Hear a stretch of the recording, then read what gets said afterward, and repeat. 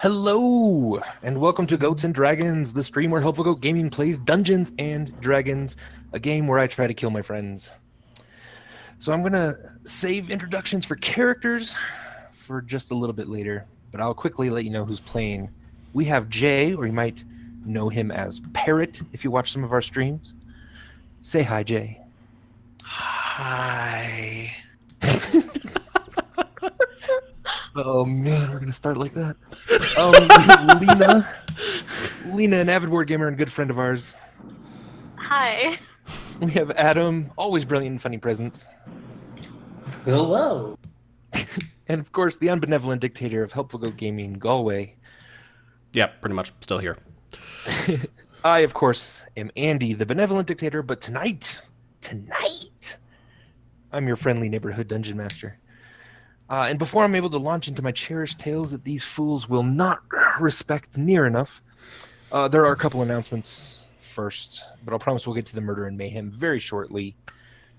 But announcements, and while that's going on, I've instructed my players to just draw around and be funny and weird in the background, because exposition is so much fun. So first, this first episode, let's get started with some credits real quick. We have several character icons that we're using for the characters. The artists involved in those, their DeviantArt names, Len Yan, Gasulator, Dennis Tseperko, and Kerem Beyit. Excellent artists, and the players have chosen a bit of this art to represent their characters, and I'm all for it. So check out some of those artists. They're quite amazing. Music or sort of sound effects are going to be by Incompetech or Tabletop Audio. Our theme song from Incompetech, which is called Adventure Meme by Kevin Macleod. So that's going to be fun. And of course, we're using Roll20 and Discord just to be able to get the functionality of Dungeons and Dragons online. We are using Dungeons and Dragons 5e by Wizards of the Coast. A couple of the maps that I'm going to be using were done by the Fantasy City Generator by Watabo. And the actual little stamp icons for the characters I got from rolladvantage.com, token stamp. Really easy, really fun, quick way to get some of your characters' tokens up and running, and that's all fun.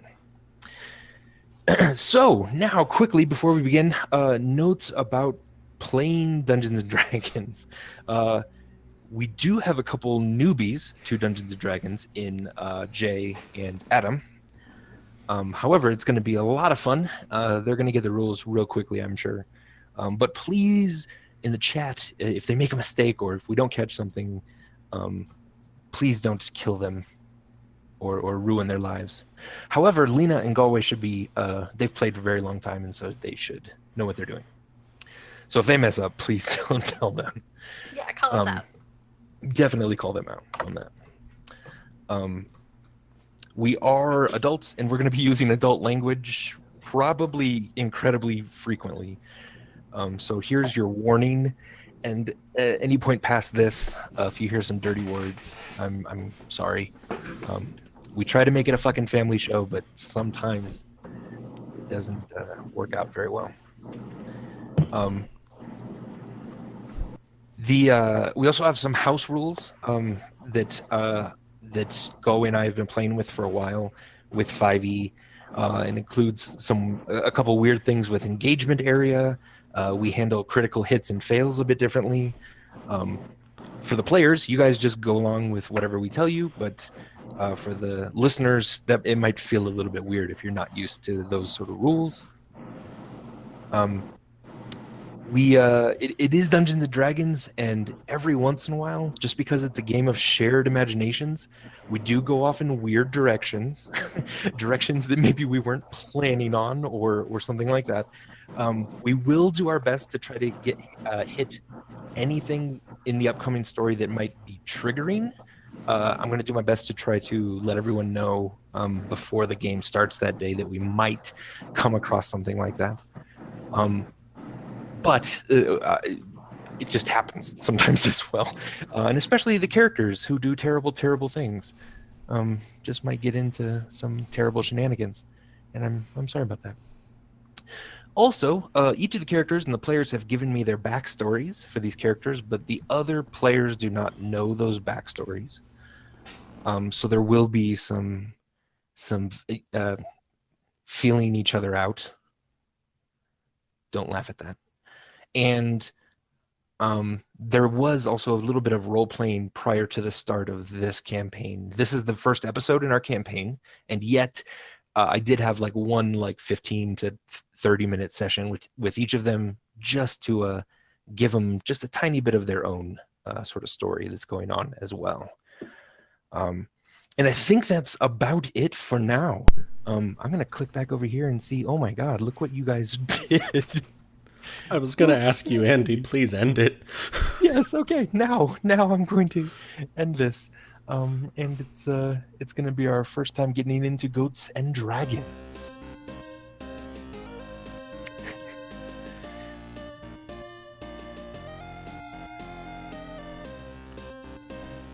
That's good. You like it? That's classy. This is cool. Slightly off center for me, but oh well. Yeah, that graphic is a little cut off. Oh, Yeah, it's cool.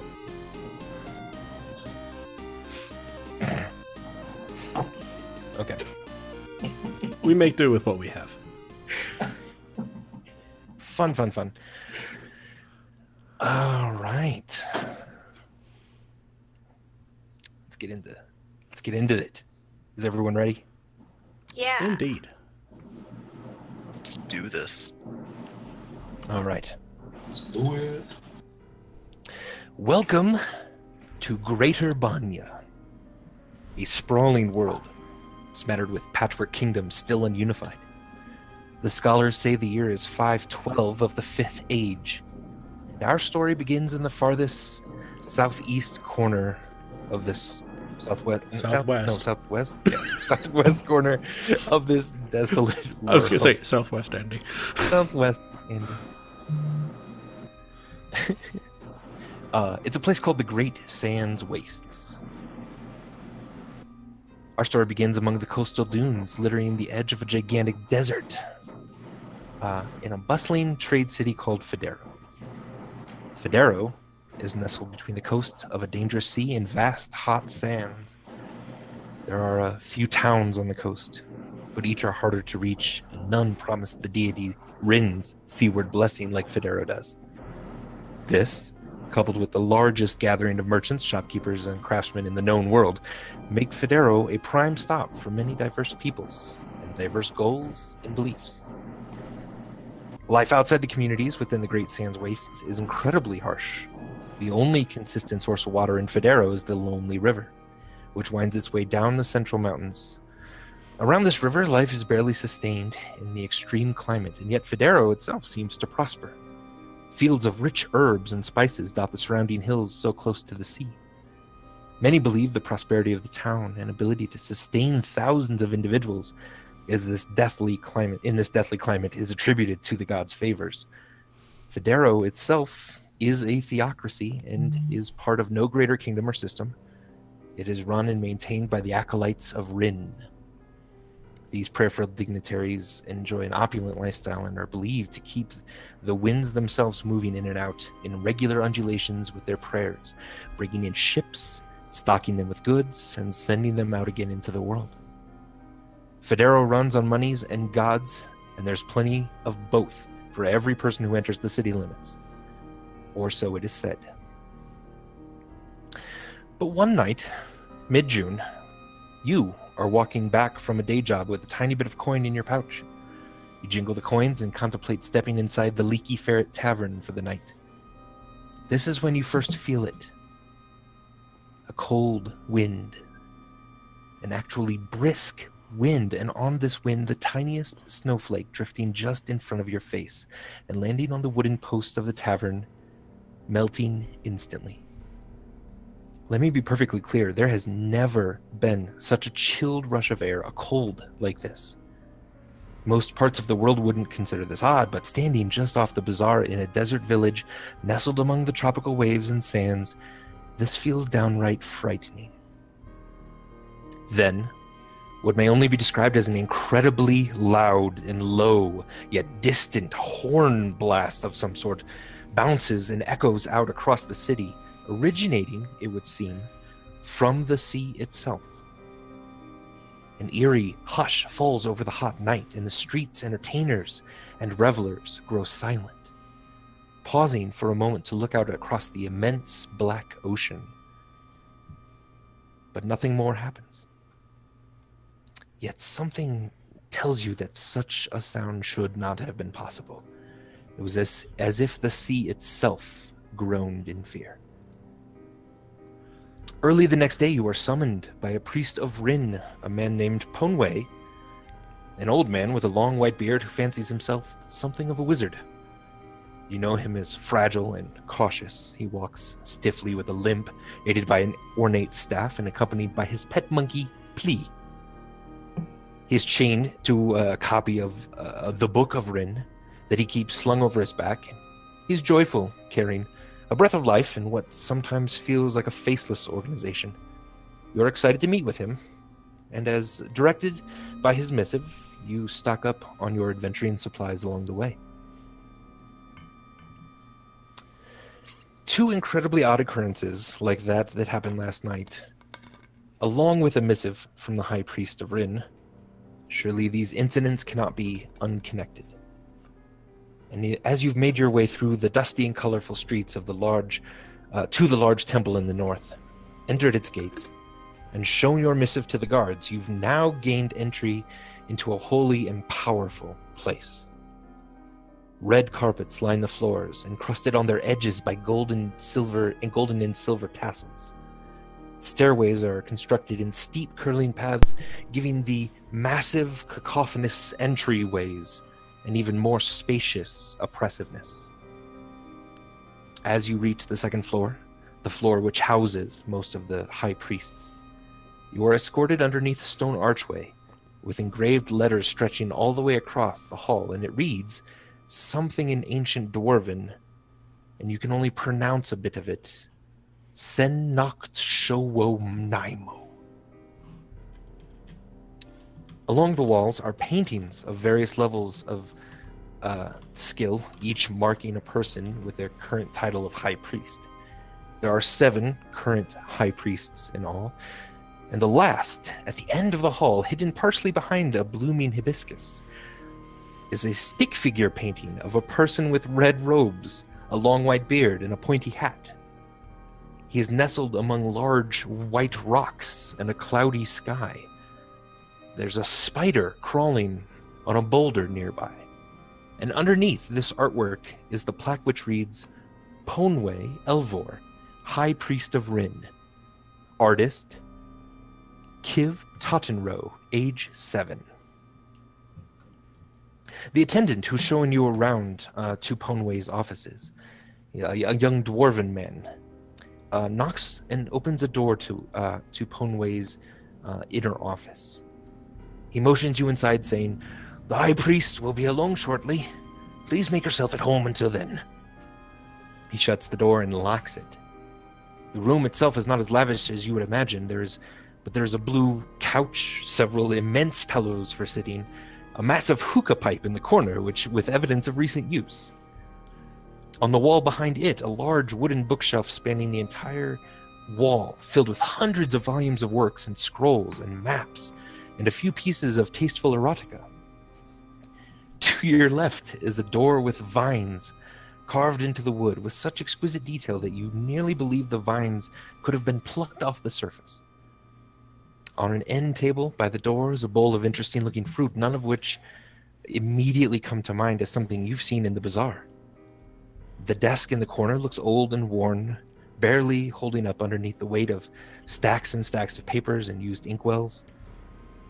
But here you are, the Charity of Behelit, the first of several meant to arrive here today. Charity, please describe yourself. So, not going to do that one in character voice. Charity's a young male tiefling, about 35 years old. He's about 5'7" and 150 pounds.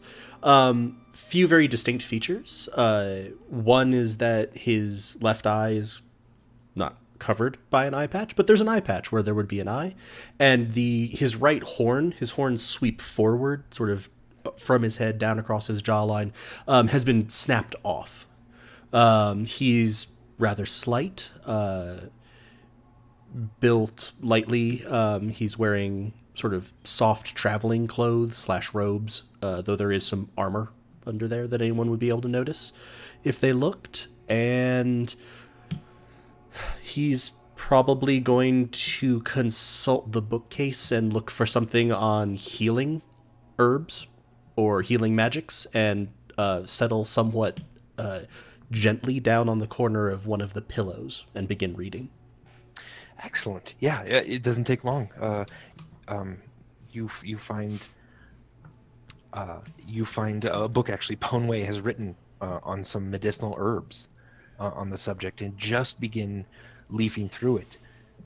As you hear sort of a commotion from the next room, right through that sort of vine-covered door. And you hear what almost sounds a bit like a struggle, and a bit of a kind of muffled sound from the other room. Oh dear.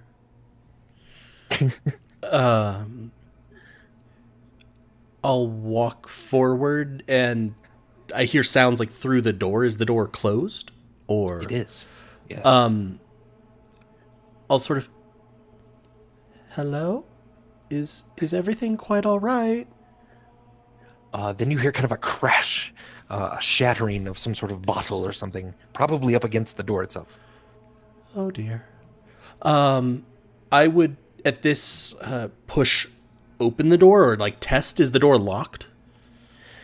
It is not, and as you sort of test it, the door flings open, and a very sort of disheveled Ponway sort of pours out of this room and shuts the door behind him.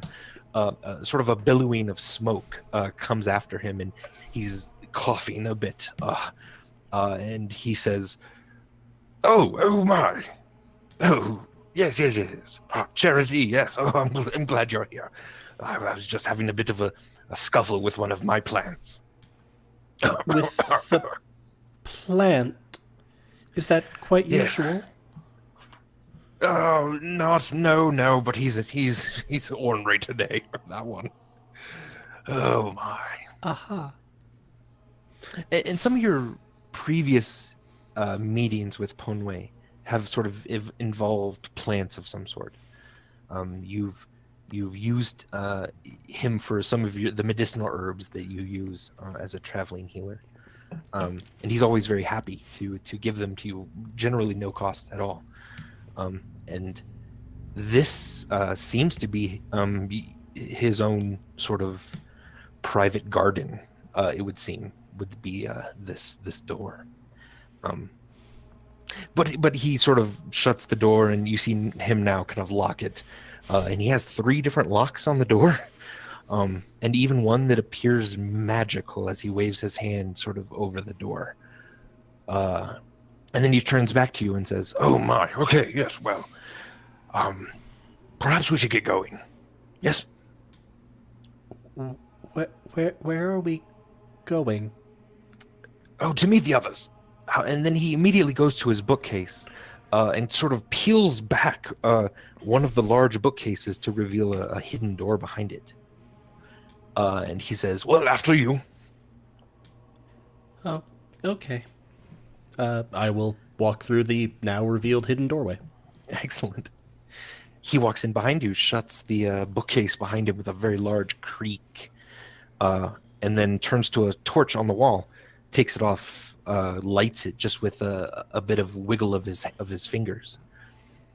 It is a long sort of hallway stretching sort of deep within this temple. It's kind of a curved roof to it. It's musty and dusty, filled with spider webs. Certainly not used a lot. And Ponway just kind of moves very quickly down this hall. I'll follow after him. And then temporarily also going to sort of be torn because I realized that I never put the book down. Yes, So I'm you just still have sort of like, damn, follow him. Excellent. Very good. Burbage Kemp. You were ushered in this temple by the same path generally, except not stopping at Ponway's office. You were ushered by a small young dwarven lad all the way to what seems to be a sprawling library in the middle of this temple. The lad ushers you in and says again, "Oh, Ponway, he'll be around shortly. Don't worry about it." And very nervously sort of shuts the door and locks it again behind you. You are in this massive library. Is there anything in particular, Burbage, that you would like to do? Love to see if there's a tasteful erotica. Right, excellent. Give me an investigation check. Okay, and that means Yep, from your character sheet in your skills. sheet skill. First roll of the new campaign is to find smut. Of course it is. Of course it is. Investigation. Oh, it's not great. I think it's a 1. So now do I roll? Yeah. Just click on the name and that'll roll it for us. Ooh, Oh. you actually did quite well. Because we take that. That other die, though. Yeah, that other die would have opened a portal to hell.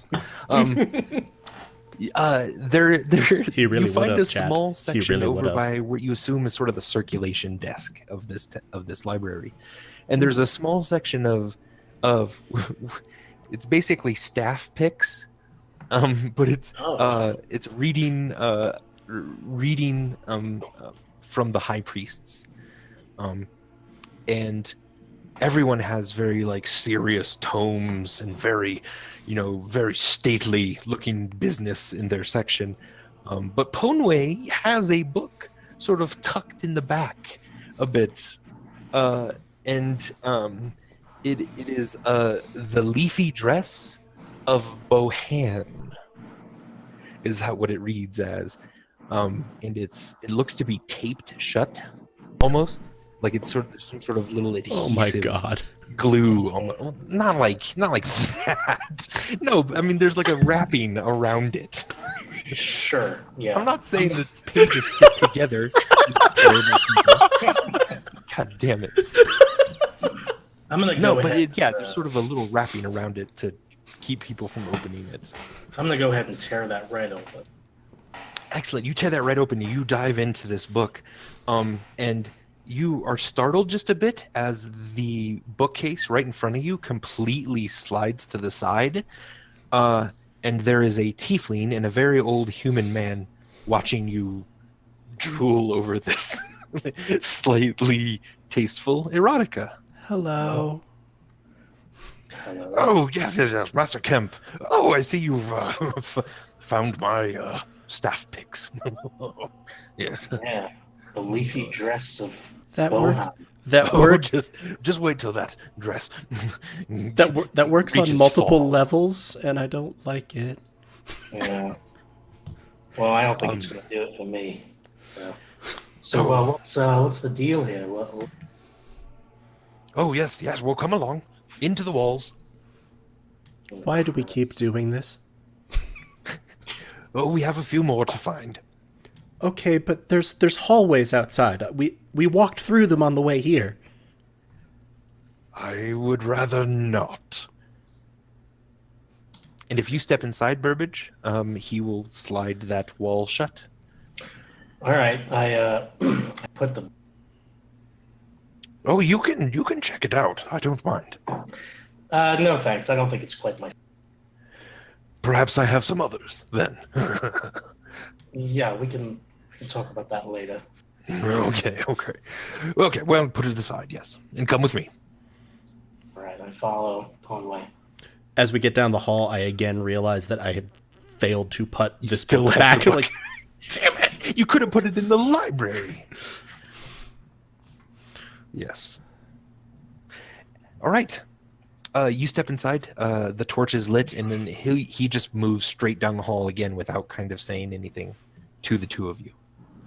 And the two of you have never met before. I'm just going to sort of wave. What do I see when I see Burbage? Or I think Kemp Yes. was how he identified him. Yes. What does Burbage Kemp look like? Well, Bridge is a halfling. He is about 3 feet tall. He weighs about 35 pounds. Unlike a lot of halflings that you might run into, which are very cheerful looking, perhaps, Burbage is a bit more dark in his demeanor. Maybe dark hair, smoldering eyes. But he's fairly young. He's, if you asked him, he would say he's 99 years old. And but his eyes are darting around, and he's kind of cagey looking. Excellent. Vimeris. You've made your way through the streets. You've got your adventuring equipment, and you've come also to the Temple of Ryn around at this time. You are sort of being checked in, as everyone does when they have to get in. You show the missive from Ponway to the young man who's sort of checking you in, and he goes, "Oh yes, right, okay. Are you bringing anything in that you shouldn't have? Let's see. The staff, that's probably fine. You probably need that for walking. I'm going to allow it. But do you have anything like, I don't know, diseases? You got any diseases on you?" No. Okay, good. No diseases. So we're going to check that. Are you bringing in any obscure plant life that could eat someone? It's on the form, I'm sorry. No. Okay, we're going to check that one. Any silver weaponry of any kind? No. Oh, no? Okay, gotta check that. And, okay, I think that's mostly about it. For some reason, they're really concerned about those things. Okay, well, there's a young dwarven man. He'll be back. He's showing someone else up. He'll be back in just a moment. And as you're sort of waiting there, Vimeris, you sort of step into the hall just a bit, waiting for the dwarven lad. A very, very large Goliath woman strides in behind you. And Stormbringer, you are also then going through the process of being checked in. Great. So again, he asks you, do you have any diseases that we should know about? I don't have any diseases that I know about. Okay, that's fine. I don't really care. Do you have any plants, perhaps, that could eat a person? No, but do you know where I could get a plant that could eat a person? Yes, I do, actually. But perhaps you come and see me after hours. I don't want to will. say it Thank while I'm you. working. Okay. And, yes, do you have any silver weaponry? Define weaponry. Weaponry, like stabby or punchy or knocky. Something that could hurt someone that's just No. been silvered. I No mean, one I ever don't have has any it. silver weaponry. Okay, that's good. Yeah. What else do you got that's silvered? Well, just this tiny little knife, but it's really just a letter opener. Really, it's small. And I take out the silver well, dagger. wait, I have him wait. show it to him. You've got a knife that's silvered. That's It's weaponry. No, it's not. Look at how small it is. I It's a precisely letter just opener. asked you about this. It looks really small in Stormbringer's hand. It's It like less does, than it the really size does. of her hand. Yeah. It's not dangerous to anyone. Well, It's so tiny. No, you can't bring. No, put it in the basket. And he sort of motions over to a small little basket with some scrolls and stuff. It looks like kind of a waste bin almost. You put it in the basket. If you're lucky, it'll still be here when you get out. If it's not still here when I get out, then I know who I'm going to feed to the plants. She says as she puts it in the basket. Give me an intimidation check. And that would be a charisma-based one because I wasn't doing anything strengthy to try to scare him. I'll let you throw something strengthy in there if you want. Okay, I'm going to Like lift Just, his, like, his desk up a bit. chuck it with as much strength as I can into the basket. Okay, yes. Give me then a strength-based intimidation check. That was Decent very enough. Yeah, decent enough. Yeah, so you just chuck this thing in the basket tumbles then over a little bit, and you just kind of point at him and just say that. And he sort of he respects it. You can tell he's like, okay, all right, no need for that. But nothing else on you? You're fine then? Everything else? Yes. Do you need me nothing to else define over. diseases for you? Well, no. No? Maybe. Okay, No. okay. I mean, I don't think I'm carrying any.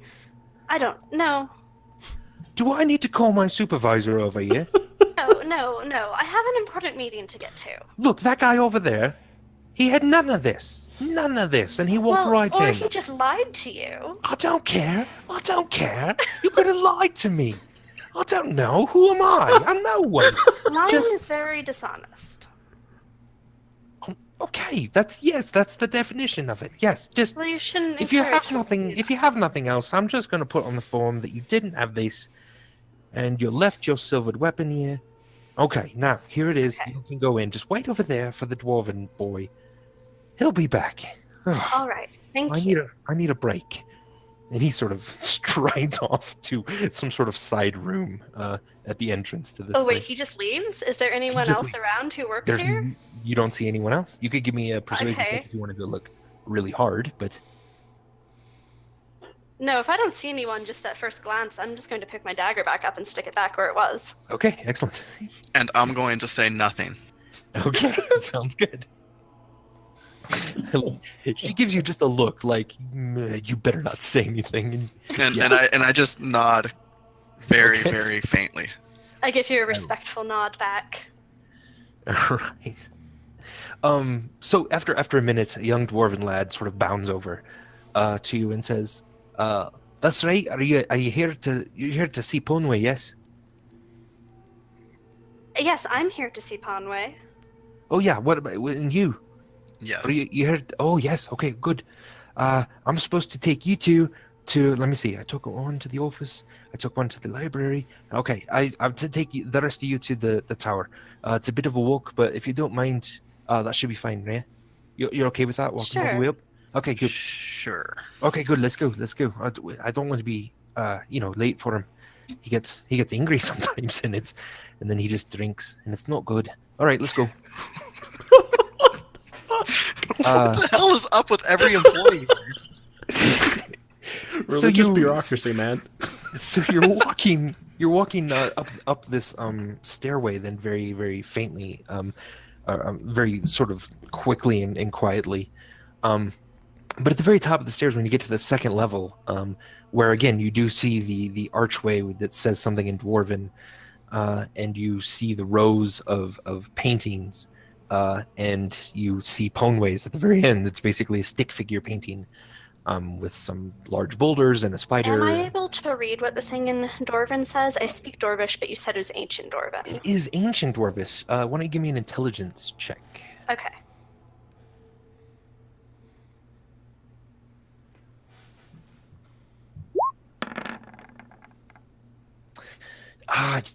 You can only sound it out. All right. So it's Sen Nacht Showo Naimo is what it Okay. says. And I can write it down in here so that you can Yeah. see it. There you go. but you can't really piece together. It's something about seeing something, like there's a vision aspect involved. But the construction is weird, and you're not sure what all the words exactly are. Yeah. Okay. And again, you see the painting, but you also see a very, very tall, extremely bony figure. And he seems to be clutching a ring about his left ring finger. And when you come up, he sort of says, "Oh yes, just a moment, please. Might I speak with you for 1 second?" This guy gives me the creeps, so I'm gonna check him out with my insight. Ooh, give me an insight roll. I will as soon as I figure out. No, Yeah, he gives you the heebie-jeebies a bit, and you can't quite place why. There's something that feels off about him, and you're not sure. Perhaps it's just a creepy voice that I'm using. Who knows? Who knows what it is? Totally my harmless, creepy voice. Yeah, totally a Disney villain voice already. I was going to say, once you started speaking and describing him, like, okay, so Jafar meets them at the top of the stairs? Basically, yeah. But both of you give me a perception check. Okay.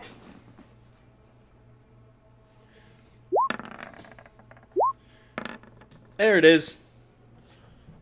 Nice. There's Excellent. the first one of the new campaign. I love it. I love it. I love it. So Stormbringer, yeah, you seem to have recognized someone. This person definitely is the figure that's actually painted in a painting about 3 down from you. So he seems to be a high priest. Okay. And Vimeris, yeah, you actually noticed that the ring he's clutching appears to be a magical type ring that you've seen before, and it's a ring of detect magic. And it seems like he either just cast a spell with it or has just been needling it a bit. But yeah, so Stormbringer, you and both of you would know this now.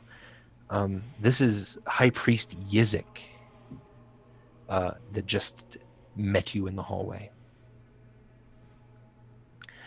And he says, yes. Well, might you two have a bit of magic on you that, let's say, perhaps you shouldn't? And he sort of looks deep into your eyes. I don't have any magic on me that I shouldn't have, as far as I know. Unless someone's put something on me. Interesting. And you, Masked One, what, do you have anything like that? No. See, I feel something a bit different. Something a bit more dangerous. You know, the dagger is the extension of the tooth. It is the way that we keep up with the animals. And silvered daggers are not permitted within these grounds. What are you getting at? If you were to have these on your person, you might have a very difficult time finding your way out without the local authorities being called. Why are silver daggers not permitted? Oh, that is not for me to know. I am merely one of the high priests. We simply follow the laws. But you are a high priest. You're so old and, wrinkly, knowledgeable. No need to Wouldn't be you know rude that? about it. I know, of course I know. I'm not telling you. But do you have these daggers on you? And if you do, simply leave them with me and I will let you on your way. hypothetically, if we had these daggers on us, Yes. would you hypothetically return them hypothetically to us after we left? Hypothetically? I will leave them with the young man at the door. You can have them when you leave. Well, all right. I'll give you my hypothetical dagger, and I pull out my dagger and hand it to him. Vimeris visibly sighs, and he brings out a silver dagger and hands it to the strange old man. Vithi looks. Yes. Stormbringer looks absolutely shocked that he had a dagger because she assumed that he wouldn't have lied. So now she just looks like she's looking at him like he's super sketchy.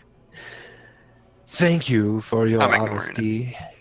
And he says, "Thank you for your honesty, Vimeris and Trophin." And he says Trophin when he looks at you, Stormbringer. That's not my name. I think you might have me confused with someone else.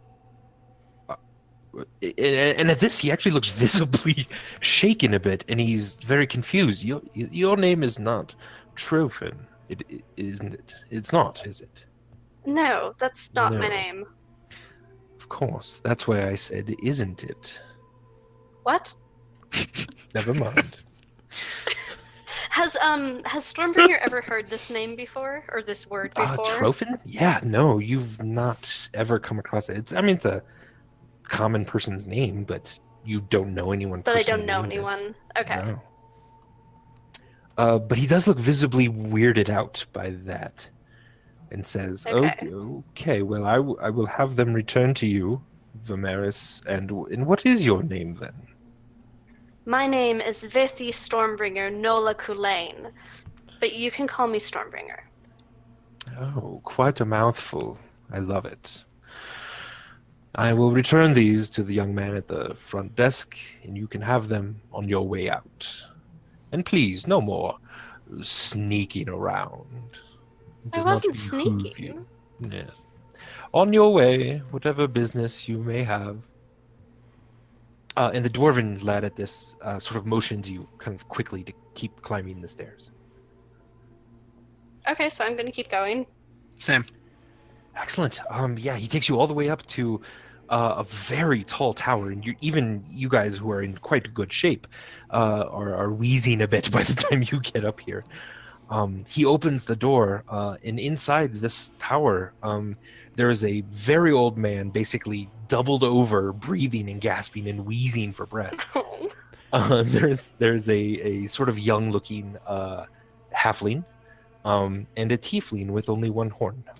Who will be desperately attending to the old man. Yes, absolutely.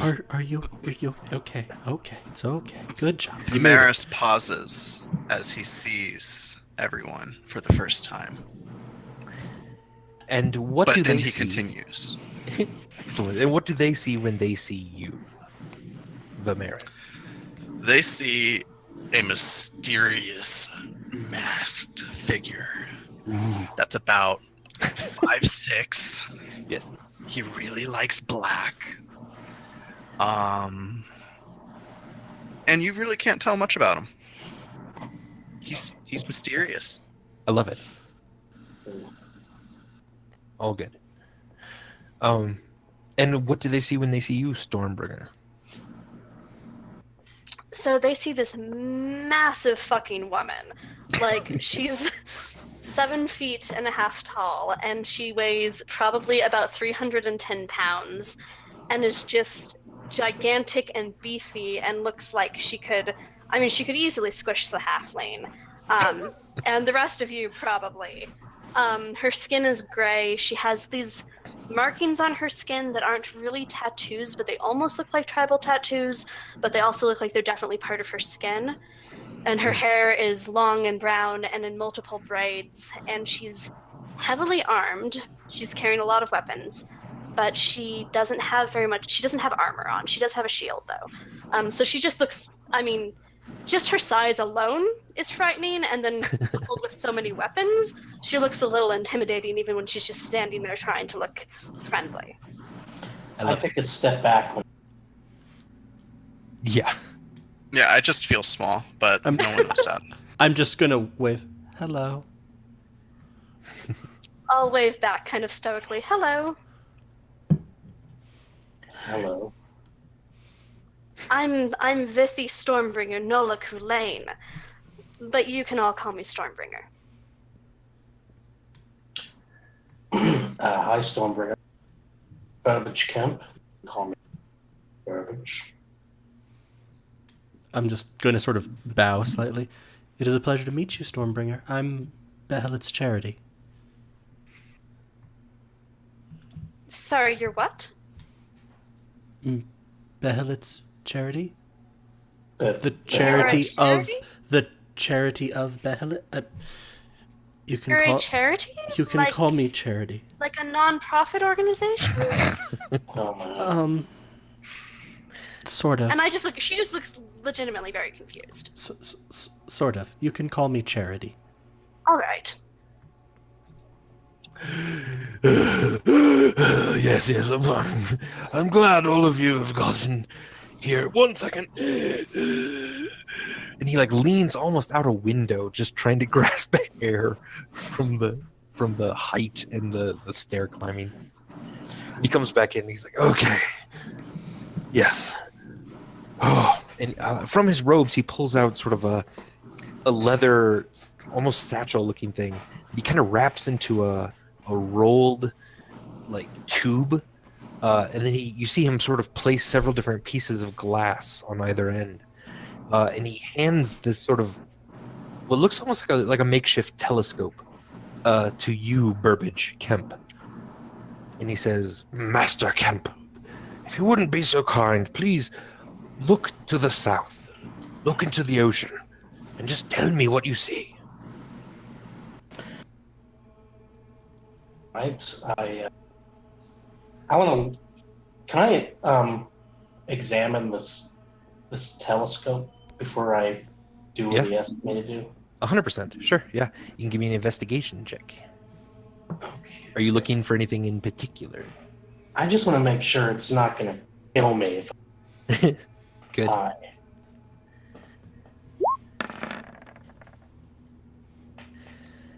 I mean, you don't really know what you're looking at. And when you put it to your face, you put it to your face backwards so that everything looks much, much, much further away for a second. And then you sort of put it around the other way and look a bit through it. But nothing seems dangerous at all about it. Okay. Just weird and interesting. I regard Conway and everyone else in the room for a solid 3 or 4 seconds, and then I do what he asks. I put it to my eye the right way around, I guess. And Okay. I guess out the window. Yes. Yeah, so give me a perception check about what you see out the window. Okay. And there's the first one of Interesting. those. There's our first critical fail of the campaign. Oh, All right. no. So how this works, how critical fails work Oh god, they're in- both on in, like, perception too. in the sort of narrative aspect of the game is I'm going to tell you something that could be exactly correct or completely wrong, and you have no idea which it's going to be. Okay. However, you should act as if you believe whatever this is that I tell you. Does that make sense? Yeah, sure. Excellent. So so with this critical role, when you look out, you see some sort of gigantic flying creature hovering over the bay of the city. So much so that it starts you for a second. You are very worried that this thing is going to turn its attention to the city and just decimate it. Yeah, I very step away from the window, telescope thing away from my eyes, try to Yeah. hand it off to somebody else, and I'm shaken. I don't know. Right. Yeah. No. Ponway immediately grabs the spyglass from you, and Master Kemp, what is it? And he puts it to his eye. There's a huge fucking beast out there. It's about to attack. And he sort of then puts the spyglass down and raises his finger up in the air, sort of sideways, and a fly just sort of lands on it. And he sort of brings it down slowly to you, Master Kemp, and says, Was this the gigantic flying creature? And now that you sort of see it and recognize it, yeah, it just looked like a fly was close to the spyglass. Yeah, I guess that's it. Perhaps It one can of the change other of you size? look out. No, it doesn't change size. It's Stormbringer. Why don't you take a look for yourself? All Can I- right. Can I quick compliment Vimaris on his? I turn to him and I just say, "Cool mask." Cool mask. Nice. I yeah. nod stoically. Okay. Nice. So give me a So perception, I'll look Stormbringer. out. I'll look Yeah. out using it the way I saw him use it, so presumably the correct way. Excellent. Please do that.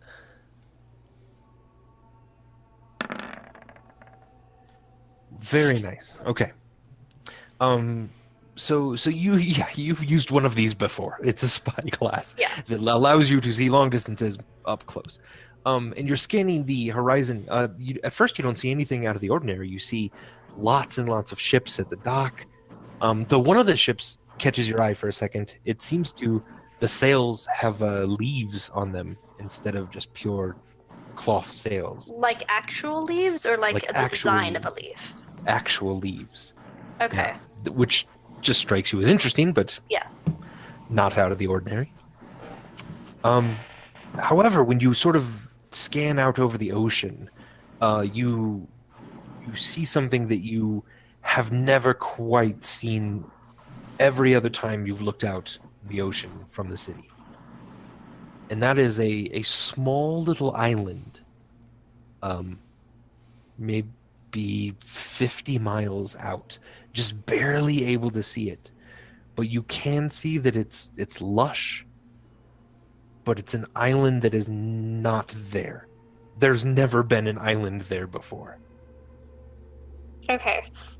I'm gonna say, well, there's an island out there. How have I never noticed an island out there before? Indeed. How have we never noticed an island? Please, Vimeris, take a look for yourself. I'll hand it off to Vimeris. I take it and look. Yeah, now that it's pointed out to you, you do. In the very faint distance, in the middle of this ocean, you see a small little island that you've sailed past this before, and there has never been an island there. What sorcery is this? I Charity, push. if you would like to look, please. Thank you. Nice to meet you, Vimeris. Hello. And I'm gonna look out, but also I'm gonna look out over the Sandkeeper's quarter. Oh, yes. Try to see how everything is going. Most of the Sandkeepers are out because they work during the day. You would know, trying to keep the creeping dunes from overtaking the city. The Sandkeepers are a bunch of people that live in the city, but basically all their job is to take buckets of sand from these dunes and then walk like 4 or 5 miles out into the desert and drop them off again, just to keep the dunes from slowly creeping into the city. So most of them are completely gone at this point, and the area of town looks normal. That's good. And I'll look at the island. Yeah, and again, you see a tropical island really far out into the sea that you've never heard of before. Okay. Spyglass from Charity, because I want to see this island too. All right. Now that it's pointed out, now that you're not scared of flies as giant dragonish beasts, you also now see it small, very, very small, but lush island on the middle of the sea. Oh, all right. So it's an island. So what? Yes, well, this is particularly interesting as this island was not here yesterday. Where did it come from? Oh, where indeed, Stormbringer? That's a very good question. Do islands just grow in the sea? I'm not familiar with the ocean.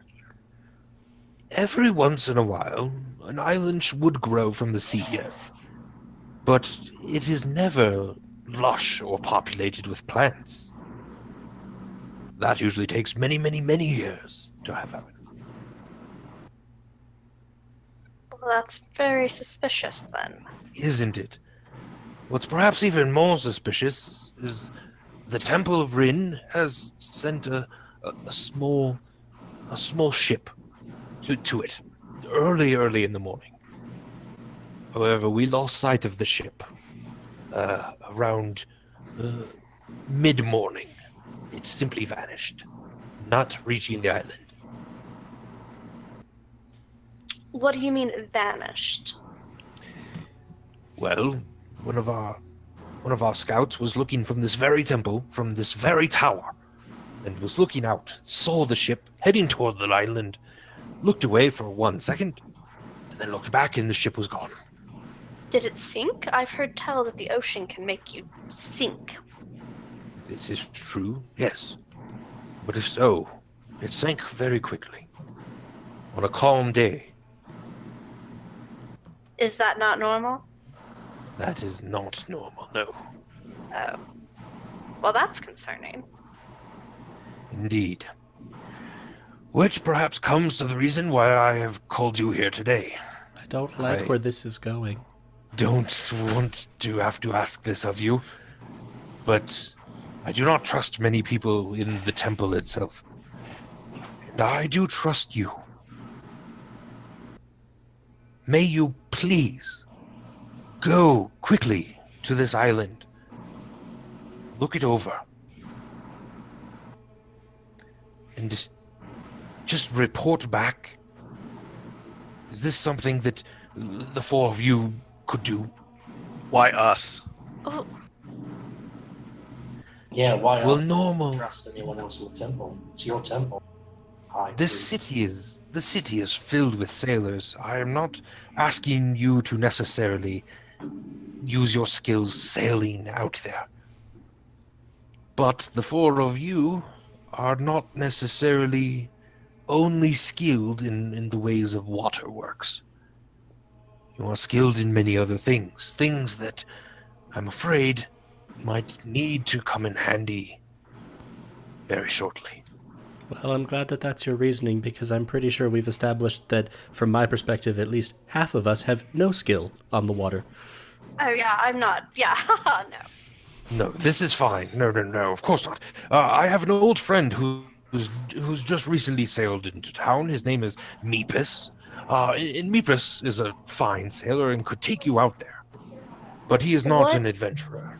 He What cannot... assurances can you Yes. offer that he can get us there safely? You said that a temple ship sunk, and I don't know anything about the ocean. I'm very curious about the island. I like exploring, but No, I don't Meepis is want to one of the finest sink. sailors. Yes.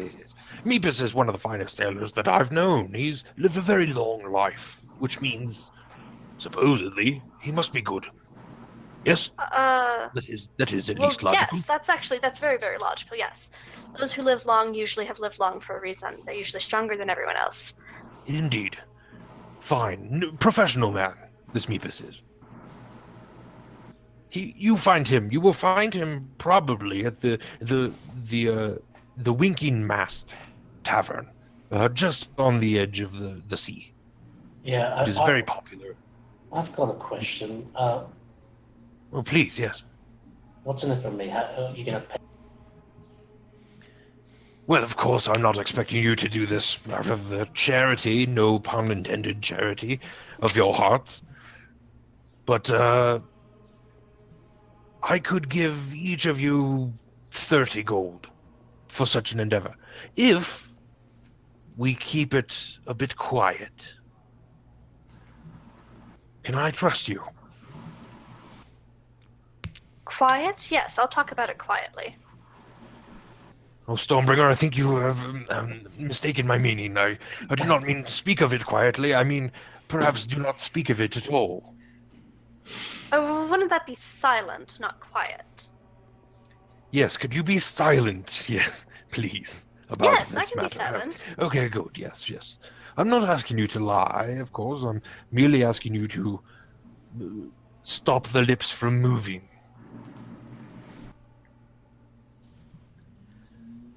Is this sufficient, think- Master Kemp? I think she's being quiet now. I'm trying Stormbringer to. shakes her head and tries to mouth silent at Charity.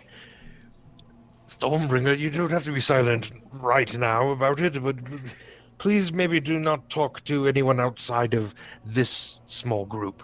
Everyone who is currently in this room. Yes.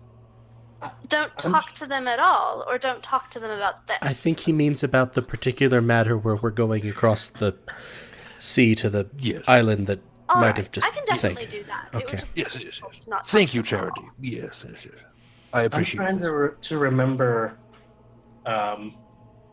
Yeah, is 30 gold pretty good compared to Sounds other cheap. potential sources of income that I have? Yeah, 30 gold is a good day's work. You have not been offered this much money recently to do anything, so All right, I shrug and I'm cool. I'm cool doing this for 30 gold. Sure. yes, okay. Do you I'm anticipate curious that about we'll the island. Do you anticipate we'll be able to be back by today? Oh, I see why not if you leave now. If Meepis is available, you should be able to sail there and back by this evening. Yes. Well, Okay. night. By tonight. That's Do you fine. just want us to sail out to it and sail back? Well, Stormbringer, there is perhaps one more thing I'd like you to do while you're on the island. You see, I purvey in many such herbs and plants of magical natures. If I'm correct in my theory about the island itself, I believe there is a plant in the center of the island that I would very, very much want. And if you could acquire this plant for me, I would be willing to double the money I'm paying each of you.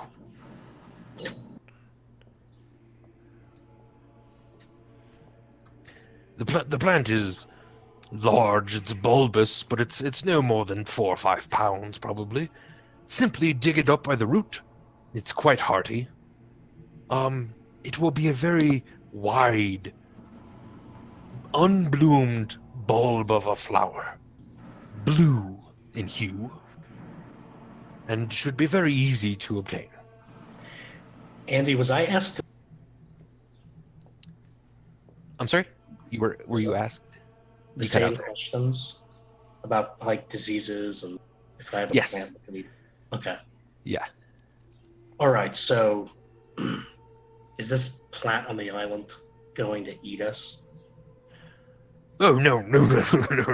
There are such plants, yes, in the world, and don't tell anyone, but I have one in my study currently. But, no, this plant, no, it won't eat you at all. It's not harmful, and in the slightest. Oh, all right. Yes. Can I- You'll have a nice wind at your back when you have it on your ship. You will be very, very fast in the water. Can I do an insight check to see if I think he's telling us the truth about the plant not being harmful in the slightest? Same.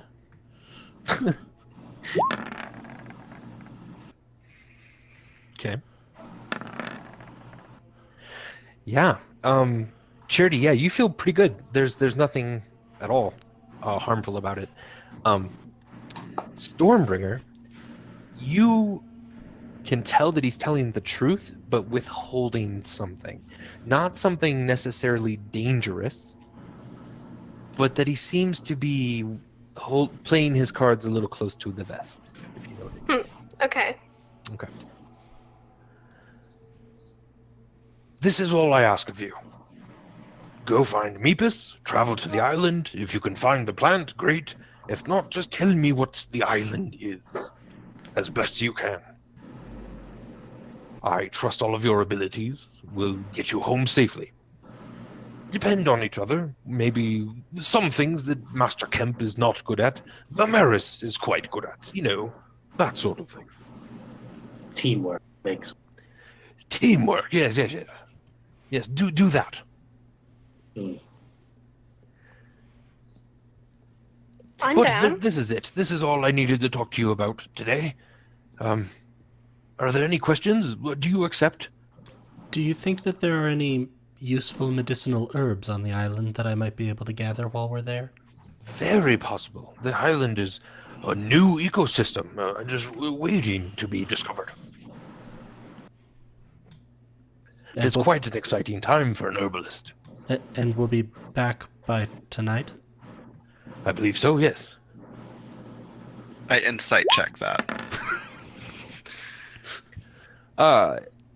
Yeah, I mean, he's having a hard time. Yeah, he's having a hard time telling when you'll be back, but it seems to be telling the truth. But he's not And materially Vimeris, you're like- concealing something. No, doesn't seem to be concealing. And Vimeris, yes, you also seem to be telling. He seems to be telling the truth. This should be fine then. This sounds fun. Yes. Doesn't it sound fun, you guys? Without a trace, you say that other ship disappeared? Exciting. There is nothing in the water. Yes. Yeah, just I mean, I'm down to do this, but is no one else worried that we vanished like the other ship? So behind his back, you'll see Charity. So away from everyone else, you can see Charity sort of wag his hand from side to side, like a little. Well, what would we be if we didn't rise to challenges and try to better ourselves and be better than everyone else who failed before us? Oh, Safe? that's my girl. Yes, of course. Safe. I think the word for that is safe. And bored. Also alive. And bored. Alive.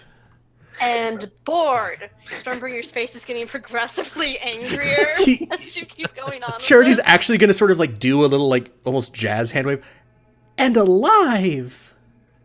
And bored. Okay, that's Stormbringer's enough. That's shouting enough. back That's okay. now. We're done. I'm sorry. Sorry. my Sorry. God. We're okay. We're okay.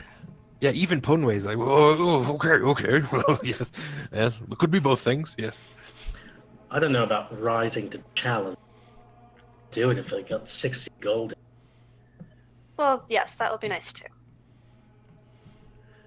Indeed. Before this interaction's finished, Andy, can I see if is it possible for me to pocket this spyglass without anybody noticing? I'm assuming it might be worth something. Yeah, go ahead and give me a sleight of hand check. Beat a 16. No. So Ponway says, Master Kemp, I of course will be needing my spyglass. Please leave it when you take off for this evening. I'm pretty sure Charity was the last person to have. There, No, yes, it was- Charity might have It had was it. you. You took it from me. I remember this. You sure you didn't put it in your little tiefling bag? Oh, Master Kemp, I'm pretty sure it's behind your back right now. Oh, yeah. Yeah. Sorry. Yes. Just set that down. Do not feel bad. This is partly why you are here, Master Kemp. The sticky fingers and all. But, What do you Just think keep we the need to sticky steal on an island? Well, we're A stealing the presumably plants. uninhabited island. Plant. Yeah, the plants. You I'm gonna don't steal that. steal a. I steal plants all the time, and I'm gonna steal this plant. I'm gonna steal it good. I love it. Oh, yes. I think we need Well- to have a discussion about appropriate behavior at some point, Master Kemp. Yeah, maybe later. That sounds fine.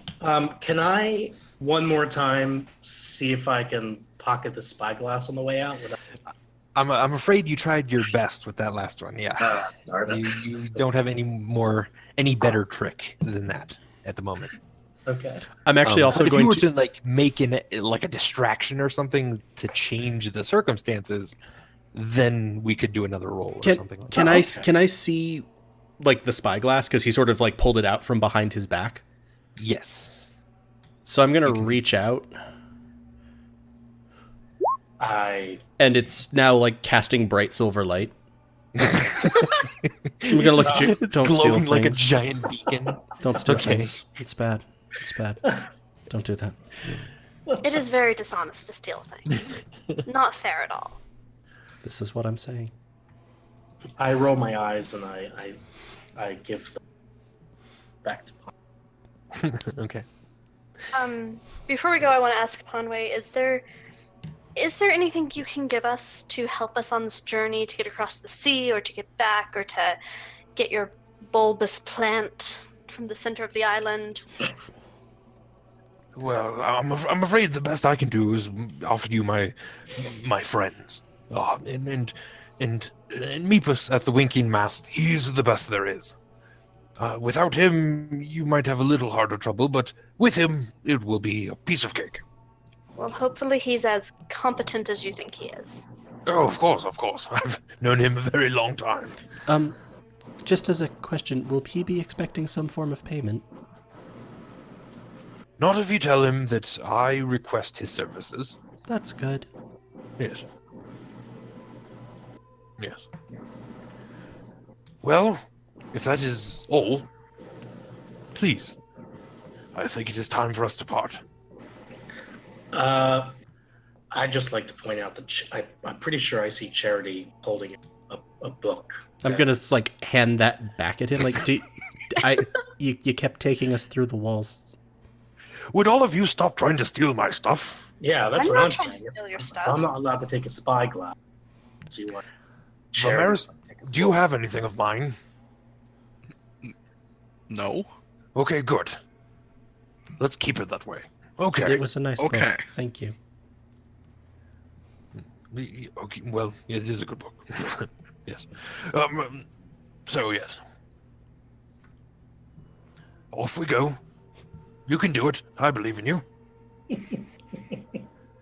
Yay. I'm just gonna follow the group here, flow of the situation.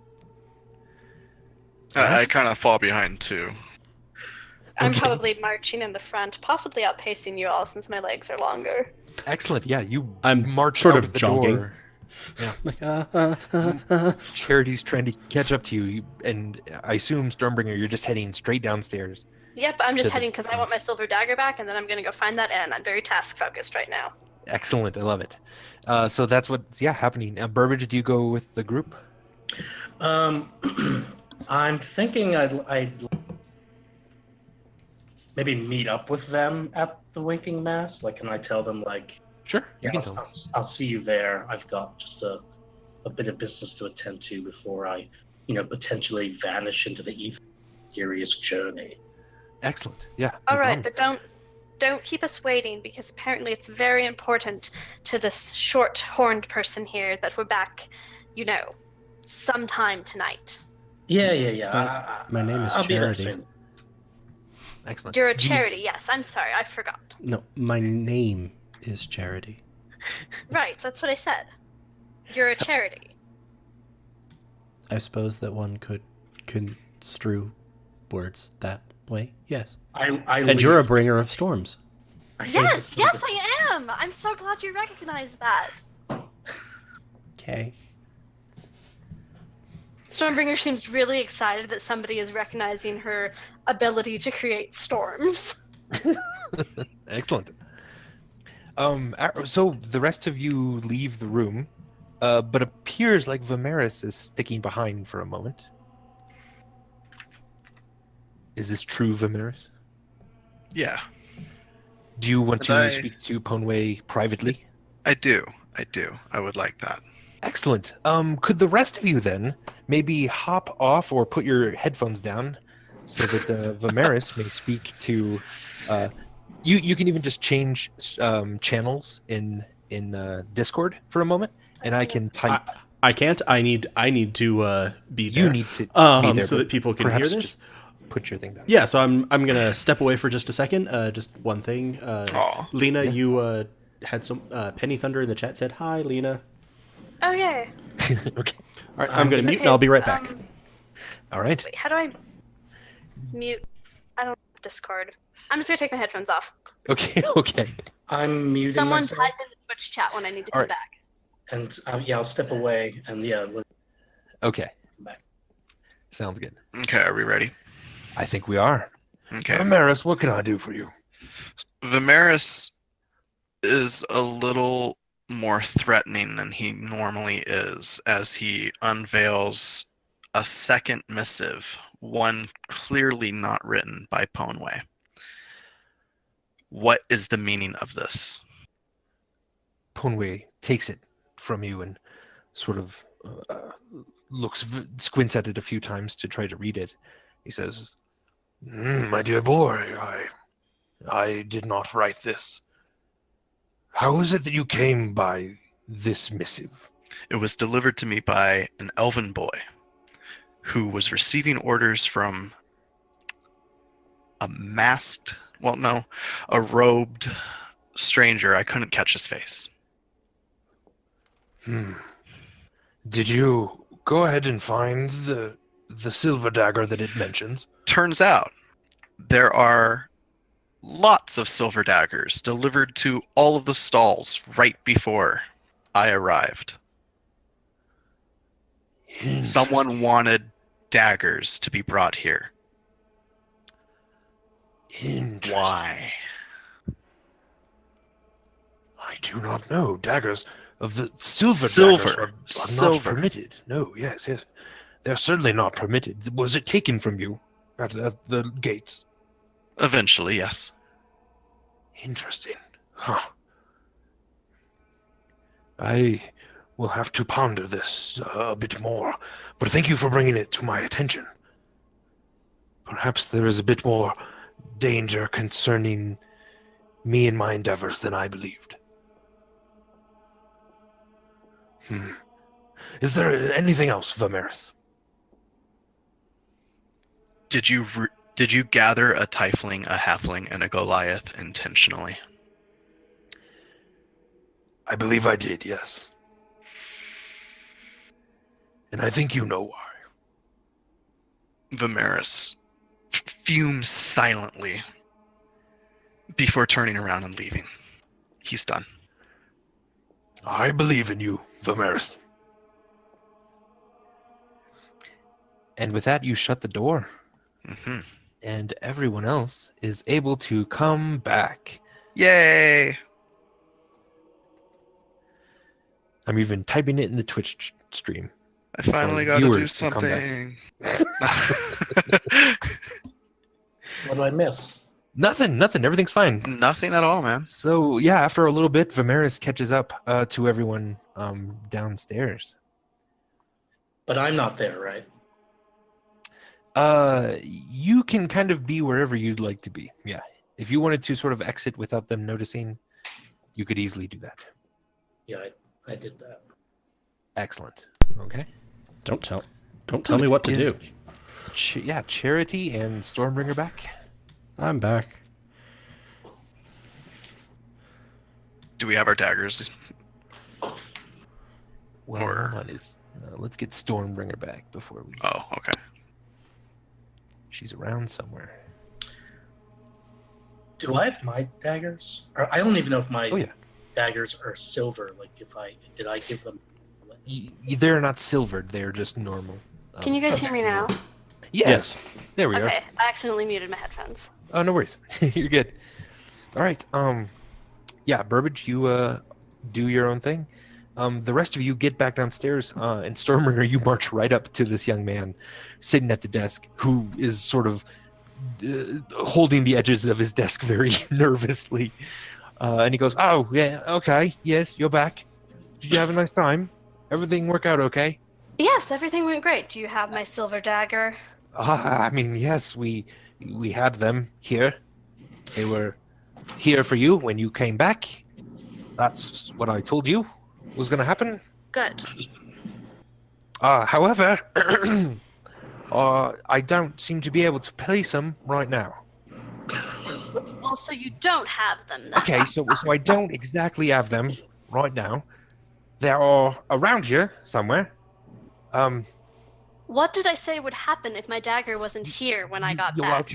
Okay, I You would remember. have a yes. productive discussion about why they were gone? No, Charity, that's not what I said. Oh. I would give her the Okay. daggers back. Okay, so High Priest Yizik, yeah, right. He came down, he gave me both daggers, he set them on the desk, he walked away, and I swear they were not there anymore. Did you look for them? I did. I looked everywhere. I was looking under the desk, I was looking beside the desk, and I even looked behind the desk. I insight check him to see if he's lying. Yes, give me good.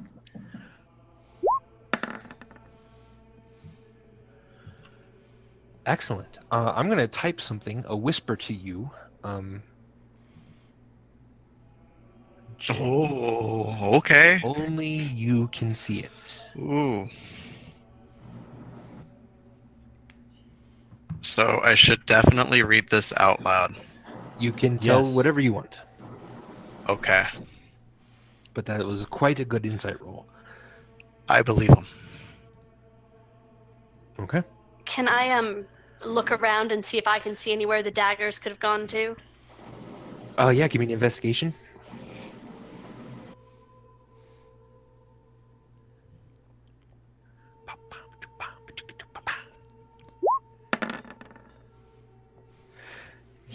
You Well, that was bad. also look on top of the desk because he didn't mention that.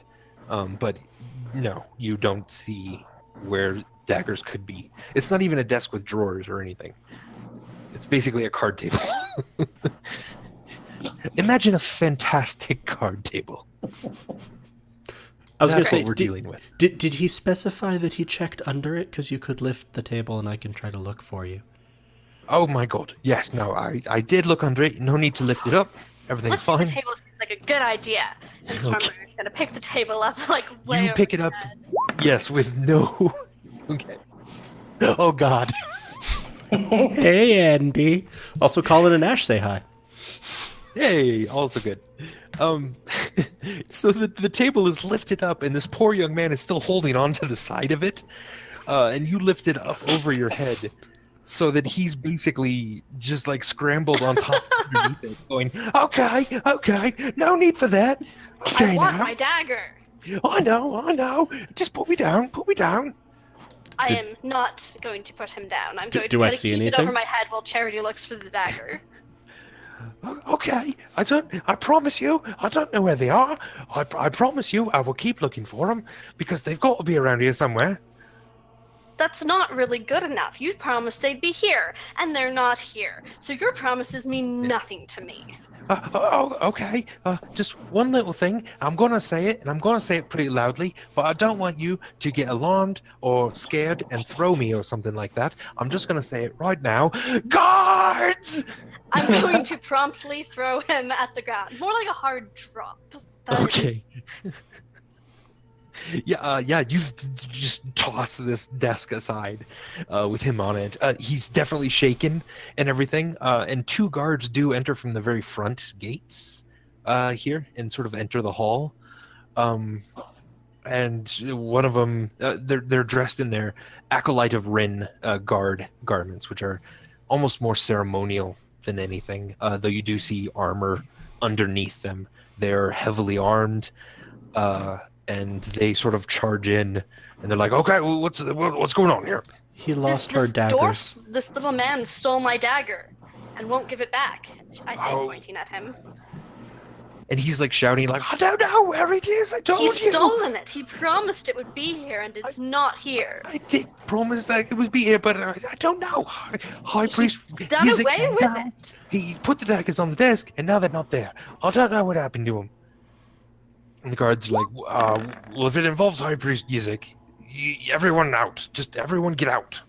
We'll find daggers and send them to you if you leave an address. Just move along." But And he who- stole my dagger. Charity, what were you inciting there? Did he actually not know anything further? Like he basically is giving us a narrative of Right. the high priest put it on the desk and then they were gone and I don't know anything else that happened to them.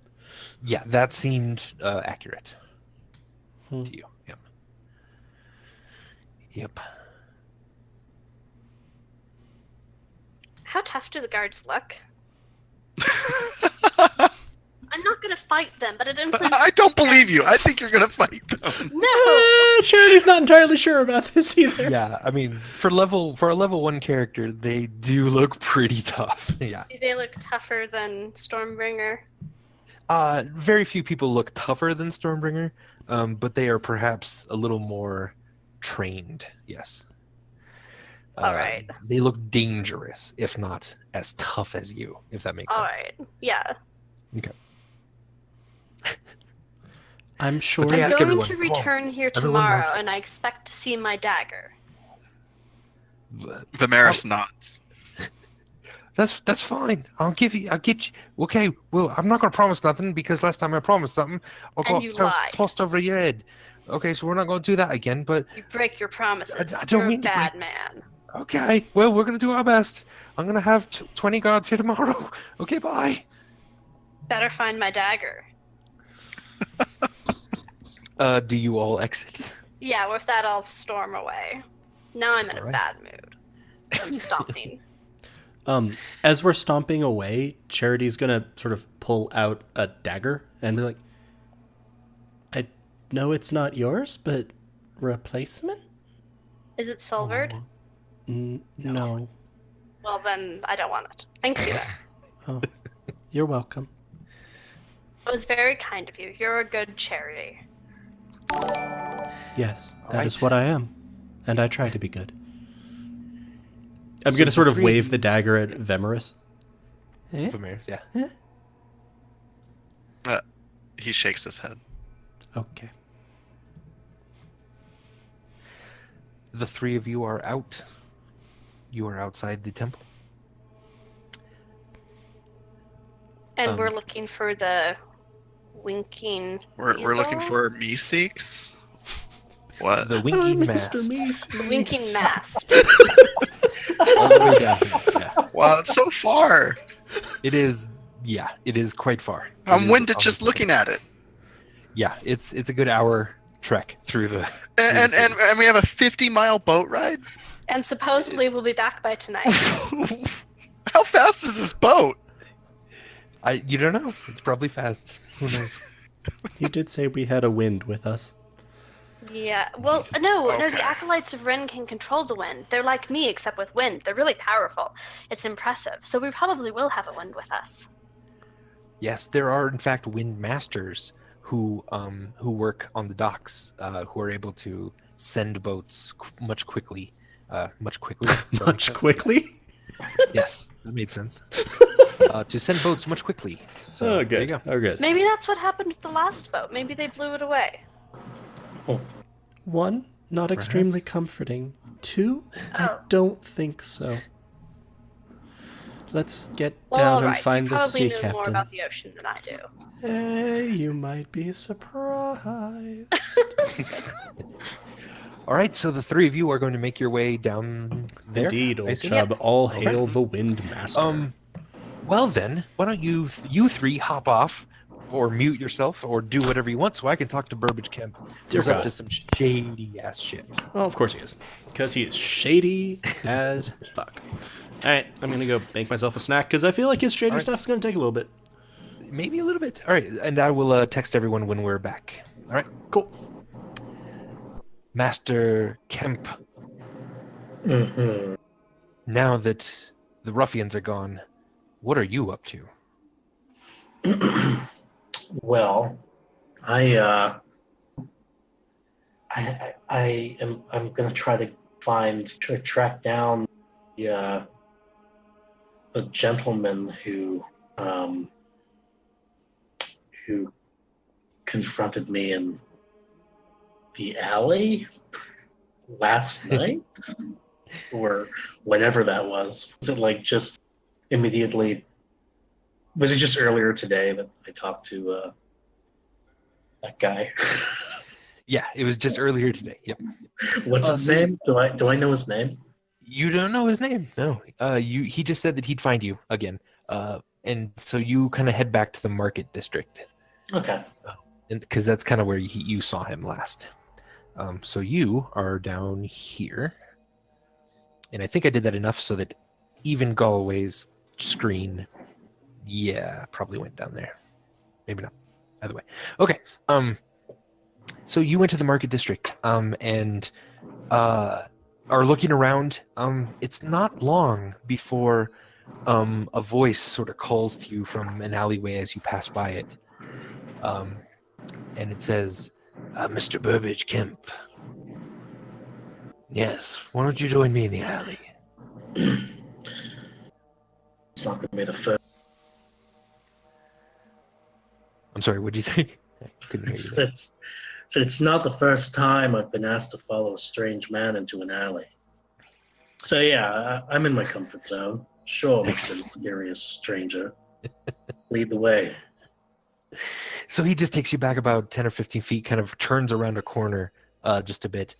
And it's you're pretty sure you're next to a building that is cooking something that just smells amazing, like some sort of bakery. Because, man, the wafts of food in the alleyway smell just incredible.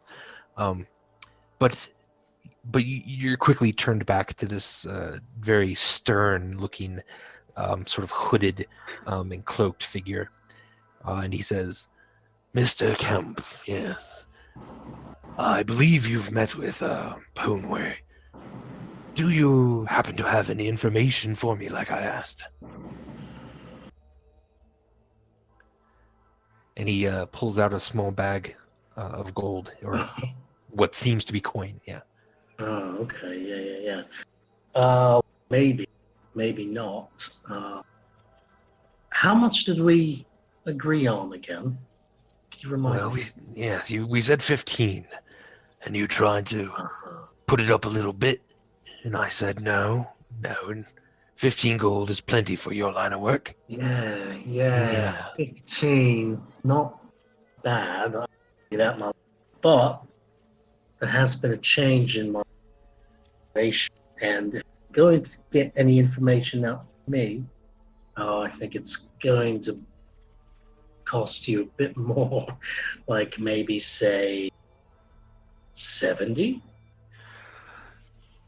Master Kemp, I'm not here to negotiate prices. I'm just here to get information. Now, if gold does not suffice, there are perhaps other means that may. Other means? He makes like a quick little whistle and like, and sort of from the edge of where the main drag of the city is into this small alley, there are two cloaked figures that appear. Thin, very slender figures, but even underneath their cloaks, you can tell there's some protruding weapons down there. Oh. I think I see what he means. Am I feeling threatened? Certainly you're feeling threatened, yeah. Okay. All right. Well, as great as this all is, I do happen to be here to negotiate prices. And if you're not willing to do that, then can I like maybe go to like just put my hands near my own weapons, maybe to defend Absolutely. myself? Oh, absolutely. Yeah. No, you can definitely do that. So he says, there's no need for weapons. We're going to settle this with the agreed upon price. All I need you to tell me is who was in the meeting, what did you talk about, and what did he ask you to do? That doesn't seem like that barely seems like 5 gold pieces worth of information, and I'm giving you 15. All right, so you just want the... That's all you want? You cut off there. What did you say? You just want the information. That's all. I just want the information. No, yes. No one's going to get hurt. Everything's fine. I just need to know for my master. All right. Well, okay. Yeah, I don't see how that could hurt. I guess I could tell you. Excellent. Yeah. So he kind of puts his hand up in the air a little behind you then. And the two figures that had moved closer to you without you really even noticing sort of turn around again and are facing the streets away from you guys. Well, that's good. Yeah, the way I see it, this is just a nice way to I don't know, get some extra coinage out of this whole situation. Of course it is, yes. All right, so what I can tell you, I was taken into a chamber in the Temple of Ryn. Okay, yes. There were others there, Ponway, who I believe you may know. Yes. No, I'm very familiar with him, yes. Yeah. Who else? There was a very kind of feeble, shy, I don't know if those are the right words, but a tiefling Yes. named Charity. And Okay, yes. there was a mysterious masked figure named Vimaris. Okay. And there was a very disturbingly large and frightening woman named Stormbringer. A Goliath. A Goliath, yes. You mean? Yes, a Goliath. That is exactly. Okay. Yeah. All right. I think that Well, there was some dwarves somewhere in there, but the dwarves were. Yes, it will. We already knew about Vimaris, but thank you for the others. You're welcome. Now, what is it you talked about? Well, we talked about this spyglass a bit. It was an Excellent. interesting spyglass. Yes.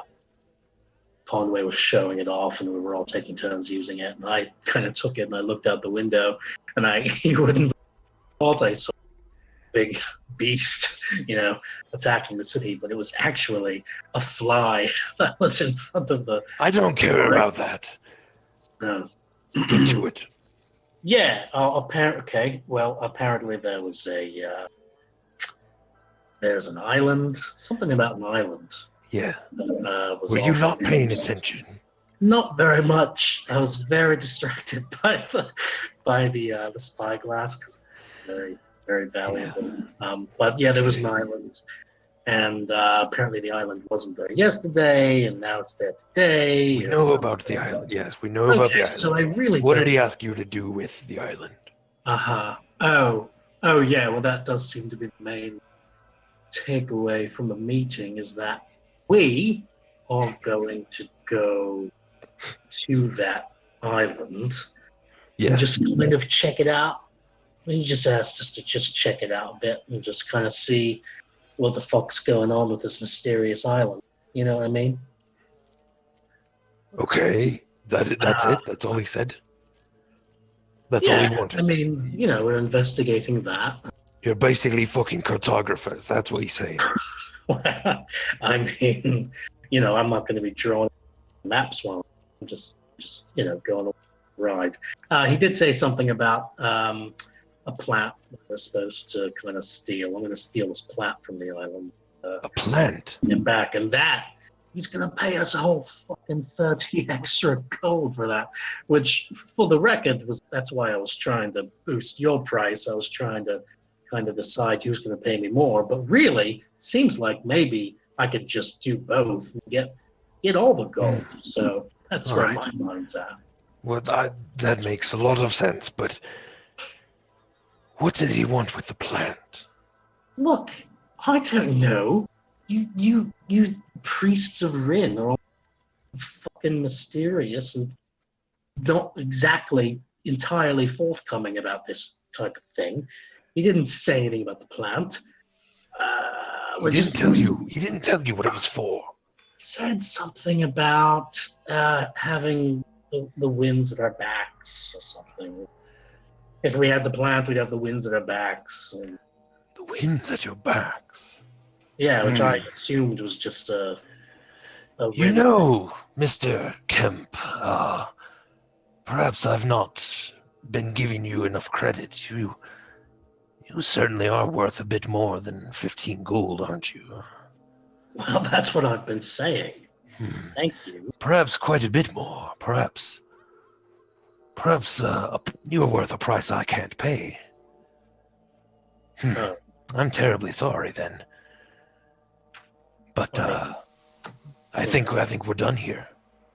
Okay, I'll just be taking that bag of coins then.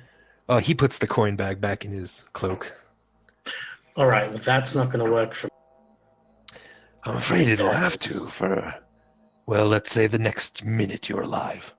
Okay, I'm going to take out my short sword and I'm sorry, you take out your short sword and what? You cut out.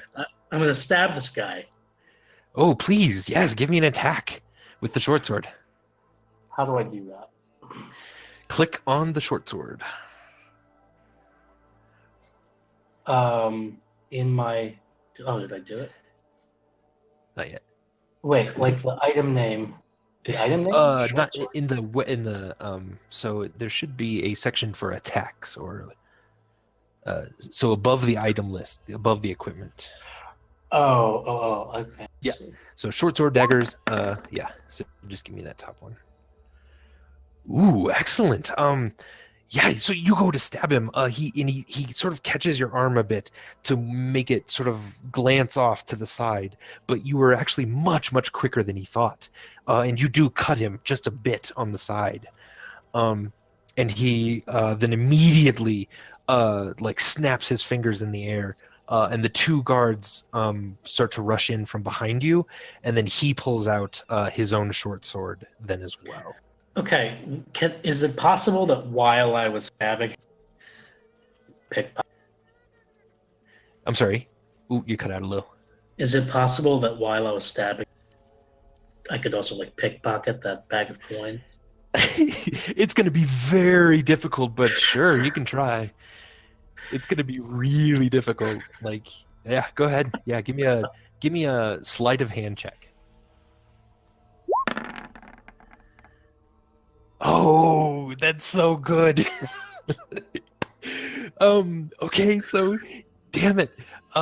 When you went to and you slashed at him just a bit, all you were doing was opening up his cloak just from the inside. You just barely also got him, so he definitely took some damage, but you're basically just opening up his cloak, and then as soon as he pulls out the short sword, you reach from behind him through that hole and just yank out the gold. So actually you're even positioned now behind, so all of them are behind you if you want to Yeah. or something. Yeah, I'm gonna fuck off. I'm All right. gonna find some kind of exit here. Please describe to me how you're going to try to get away from these guys, and then I'll tell you what you need to roll. Well, what is around? So there's basically this bakery that's probably right next to you. There's a small door on the side.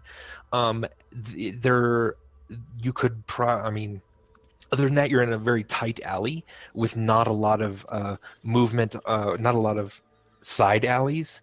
But it's also a fairly short rooftop on some of these. So yeah, kind of. Is there like anything I could like climb up? Or no, Oh, certainly, yeah. There's like boxes and crates and that sort of thing too. Yeah, I'm gonna try to jump up and try to get a height advantage over them. Perfect. Give me an acrobatics check then. Oh, Oh. oh no. Oh. It's a critical miss. Okay. Oh no. Okay, you run about 5 feet. and you just like make a laugh, like ha ha ha, fuckers, I got you. And then you step on a barrel, but the barrel doesn't have a lid on it, and so you just sploosh into this like giant pickle jar barrel, and you're now just kind of stuck here for a second, as as the three people advance on you with weapons. Okay. Okay. Cool. So the big one, the guy that you were talking to, gets there first. You basically just still have the coin purse in your hand. He's just easily going to yank that out of your hand. Then, and he takes the top of the barrel, and smashes it down on top of you. So I need you to make a strength check to see if you can resist him putting the lid on. Okay.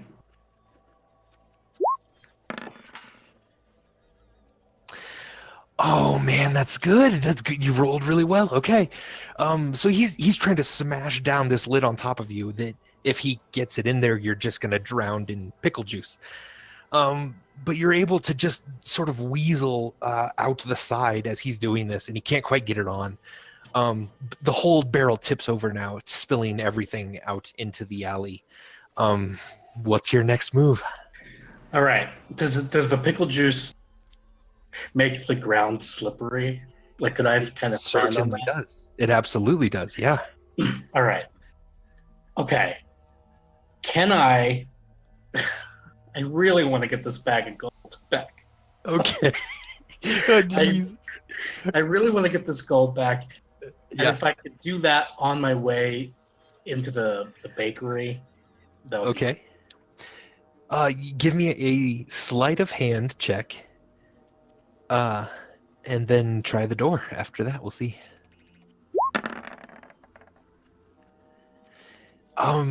Yeah, it's slippery. He just basically tried to pin you into the thing. You're barely able to wrestle the gold bag from him again. right. You can try to get into the door of the thing, but he's definitely going to take a swing at you. Is there? I mean, I don't know if I'm allowed to ask this, but is there a better option? Nope, can't ask that. You do you, brother. I mean, but the door is very close to me, right? The door is very close. Yeah, he's going to take a swing at you, but All right. Well, hopefully I'm gonna. he doesn't hurt you too terribly bad. Yeah, I'm gonna try for this door. It's like the back door. Okay. Okay, he hits you.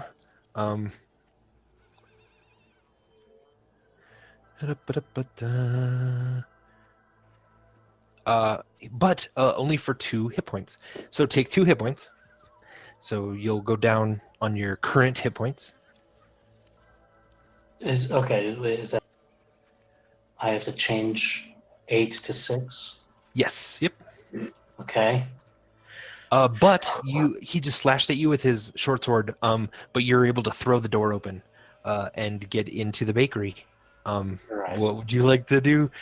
The bakery smells amazing, and you're in like the back room, kind of the kitchen area. And there are 3 other halflings basically working in this bakery, trying to like knead dough and pull a cake out of the oven, and they've all stopped like mid-action to just see the door fly open and blades and pickle juice and gold just spill into this bakery. I mutter a very cursory apology to them. Do you say it in halfling or common? Since you speak both. Halfling, I guess. Okay. And I can in the moment I kind of get a sense of how likely these halflings are to maybe like help me in my escape. Yeah, give me an insight check real quick. Let's see. There are people right behind you. Yeah, that's true. It's true. It's going to be very hard, fast. but as you're running through here, yeah. Oh shit! Critical hit. Okay. All right. No, you say that in halfling, and it's just like everything clicks. You just like have this unspoken language. Everyone knows exactly what's going on. The like son, he just like nods at you like real subtly. But you just realize that they'll take care of it. You just run. That's Oh, everything you get from this unspoken conversation. Like in my imagination, they're gonna like flower in the air and blind all them or kinds of something. good stuff. But okay, cool. And I'm running the and All right. I can I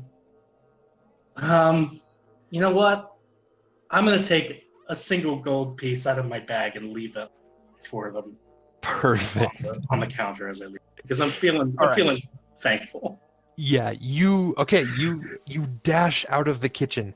You get now sort of the back counter, and you see that this place is just sort of packed with people.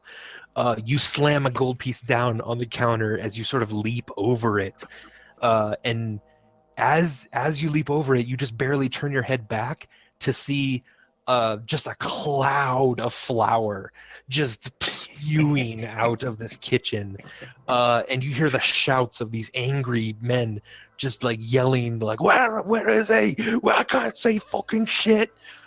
And they're just having a terrible time as you disappear into the crowd and out of the bakery very quickly.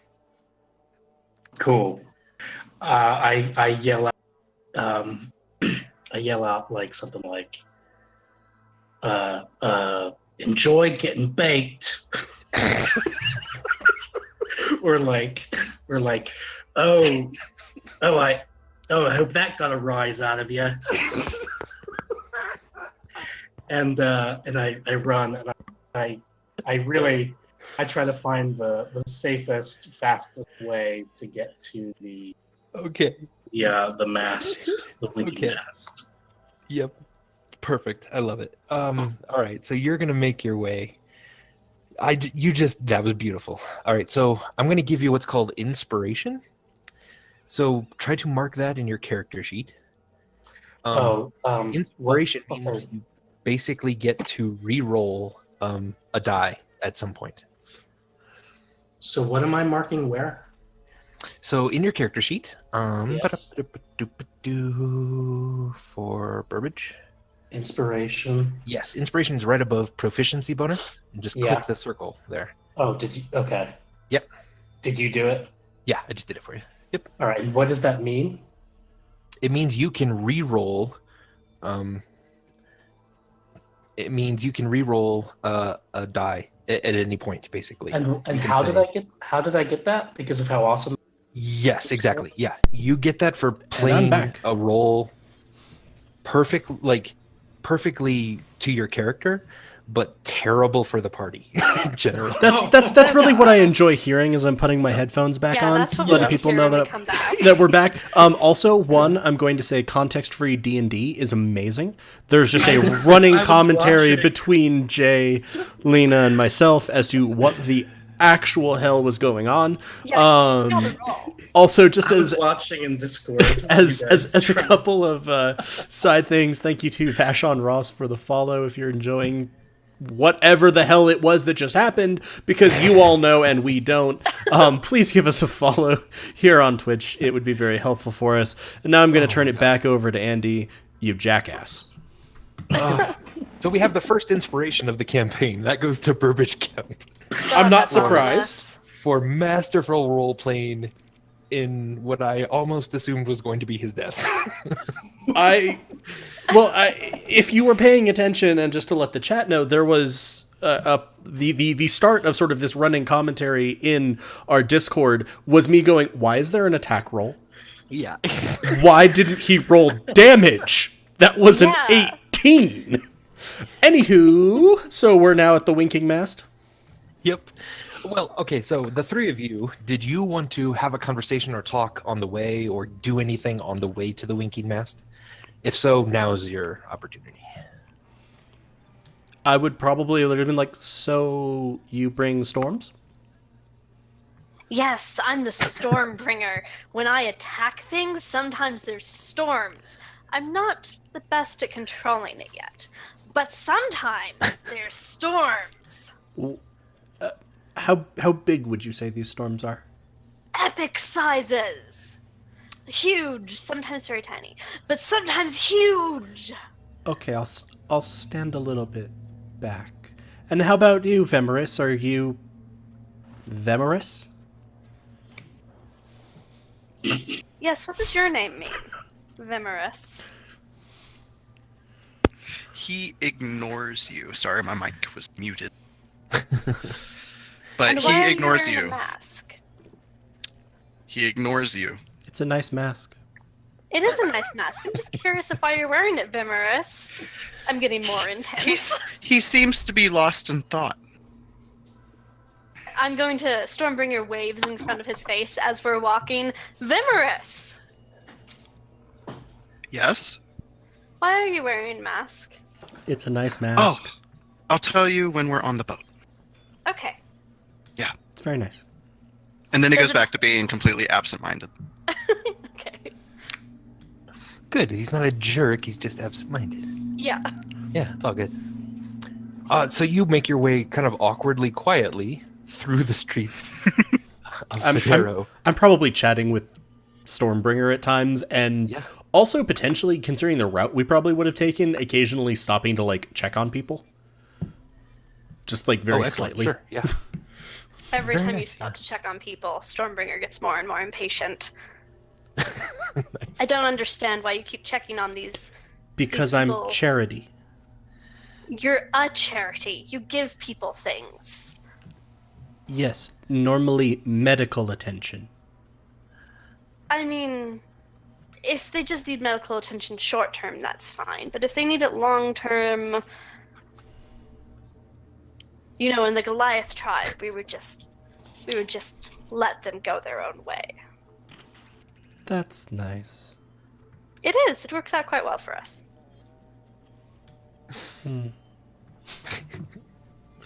And so conversation continues. And so on. So you make it to the Winking Mast, and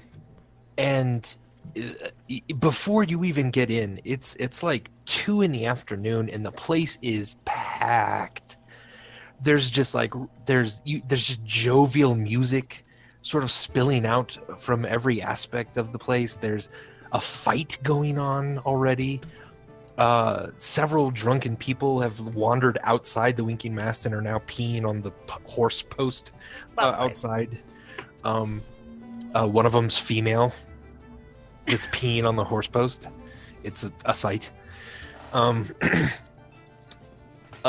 you get there just about in time to see Burbage Kemp running up the shoreline, like just out of breath and hurt. Like he's like bleeding from a wound in his side, in his left side.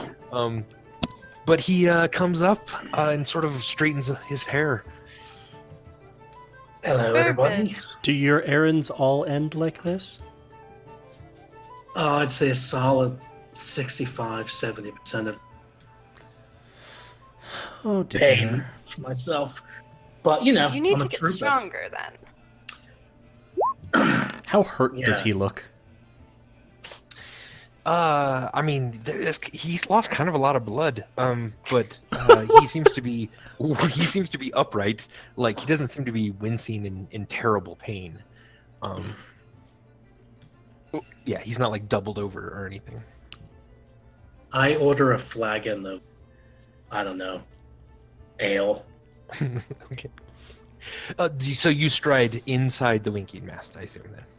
Oh, yes. Are we Yeah. not outside yet? You're No, we're yeah. outside. So far, you're outside, yeah. But you just Okay. Sorry. burst right in after saying Yeah, hello, I go right in and go. after being a bit bloodied. Okay, and do the rest of you follow? Yeah, somewhat concernedly. Like, oh dear. Yeah, I'll follow. Oh, I say before I go in, I say, I say, like, oh, I need a drink. Something. Before we start our journey. Okay. Get drunk before All that. right.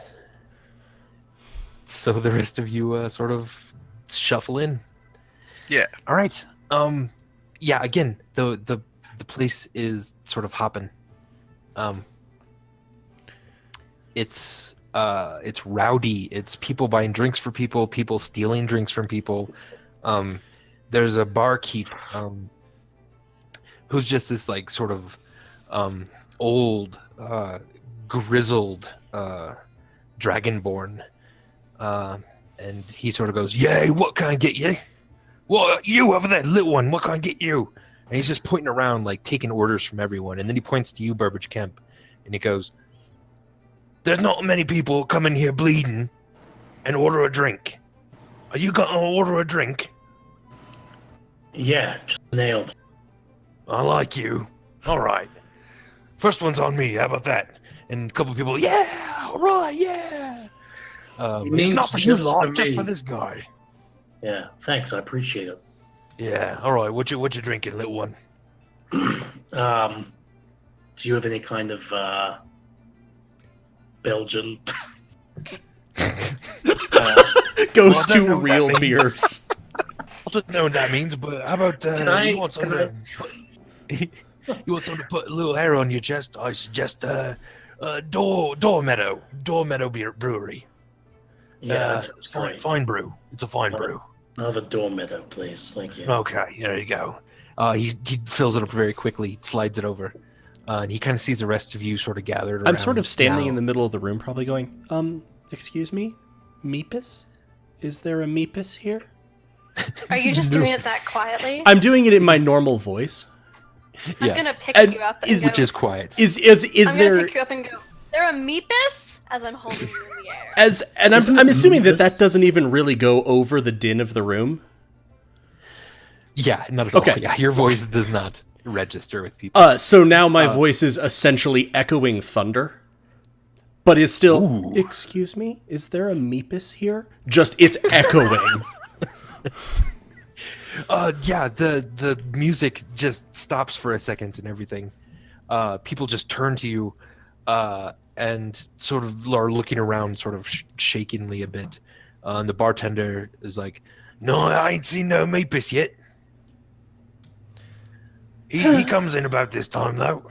Okay, everyone, back to your drinks. I don't pay you to sit around, or you don't pay me. Oh, fuck it. What? I don't know. Just drink up." This seems like a non-viable business model. Okay. That would be. Music starts back up. While all this is happening, Andy, can I Yes. count my Yeah, there is what you expected in there. All right, cool. Okay. Yep. So yeah, and feel free to add that to your inventory. Oh, okay. Just to keep a reminder of it. All right, so this sort of bald, very stern, obvious, like sunburned sailor, sort of stridles up to Stormbringer and Charity, and is like, "I heard you were looking for Meepis. Is that right?"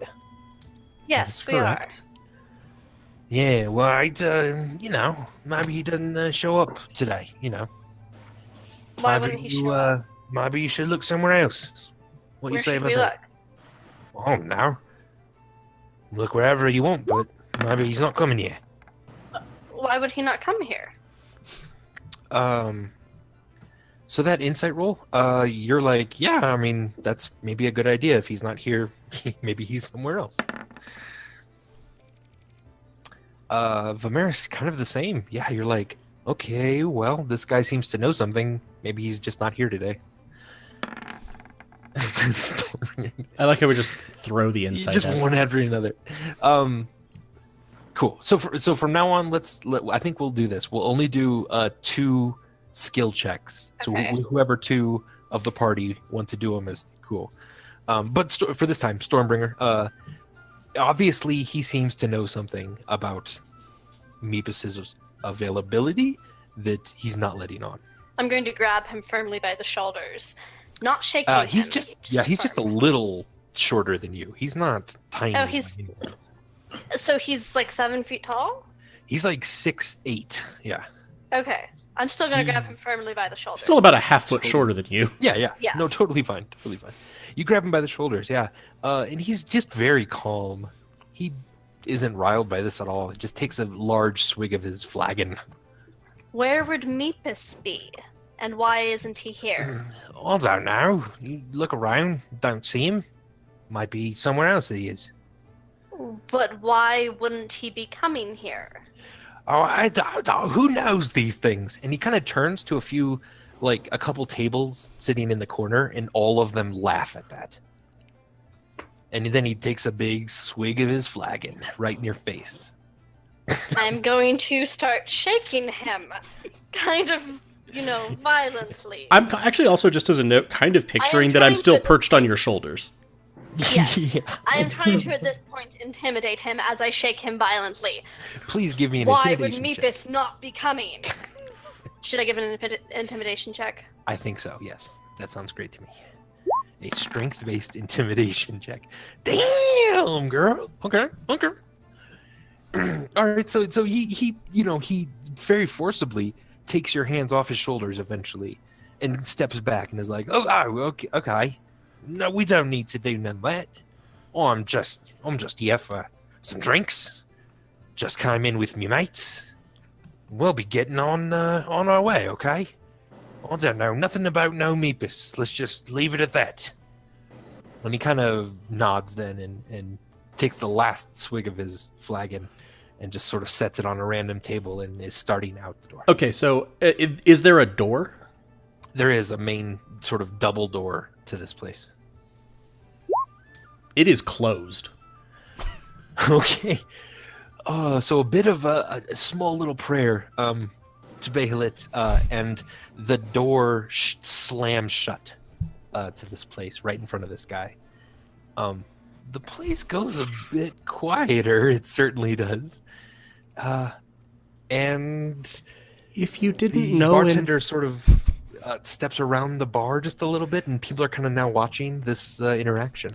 if you didn't know nothing about no Meepis, why would you suggest that he wouldn't be coming here today specifically? Listen, I'm just doing my job, right? And what would that be? Meepis, I don't know where he is. It could be anywhere. You mentioned a job. What would that job be? I don't need to tell you anything, all right? In fact, part of my job is not talking to you lot. Why would that be part I'm of just your gonna job? go. I'm just gonna get going. And he sort of opens the double doors then. I'm gonna Exactly. grab him. Can I try to grab Come on, him? mates. Yes, you can. How do I do that? It's a strength check contested against his. Okay. I also slammed the doors again. All right. So he'll need to make a little bit more of a strength check. All right. What you got? Oh. Oh dear. Oh dear. Walk over, grab his shoulder, and this guy is not messing around. He takes your hand off of his shoulder and sort of just swings you around and actually kind of puts his arm on your shoulder and face plants you into the side of the door just a bit. The door that was swinging shut from the thaumaturgy. And he holds your arm there for a second and is almost hurting you by stretching it back. And he goes, you don't need to do this, all right? You can just let it go. Maybe all of you just let it go. Or if you want, later on, you can find me at the docks. And the docks, well, we can do what we want, huh? We don't got no guards looking at us. All right, mates, let's get out of here. And he kind of pushes you further on, and then is able to walk out the door. Great. The bartender that came around the bar is now kind of over by you, Vimeris. And he's like, all right, quickly, why don't you get your people around, and well, just bring him in, all right? We don't want to start nothing. Was like, I want people to drink here, okay? Just get your folks back in here. This bartender likes me, right? He seems to, yeah.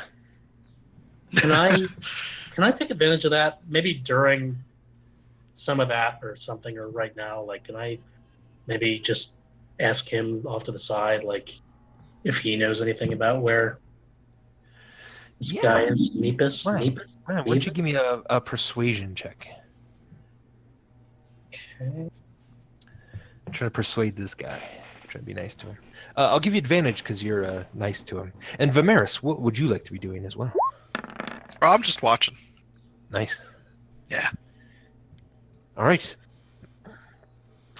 He kind of motions for you to go over to this corner of the bar that isn't quite filled with people.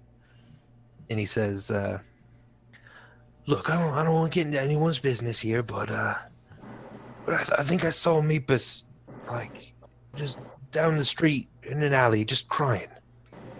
You know, he was just kind of crying. I don't want to do nothing about it.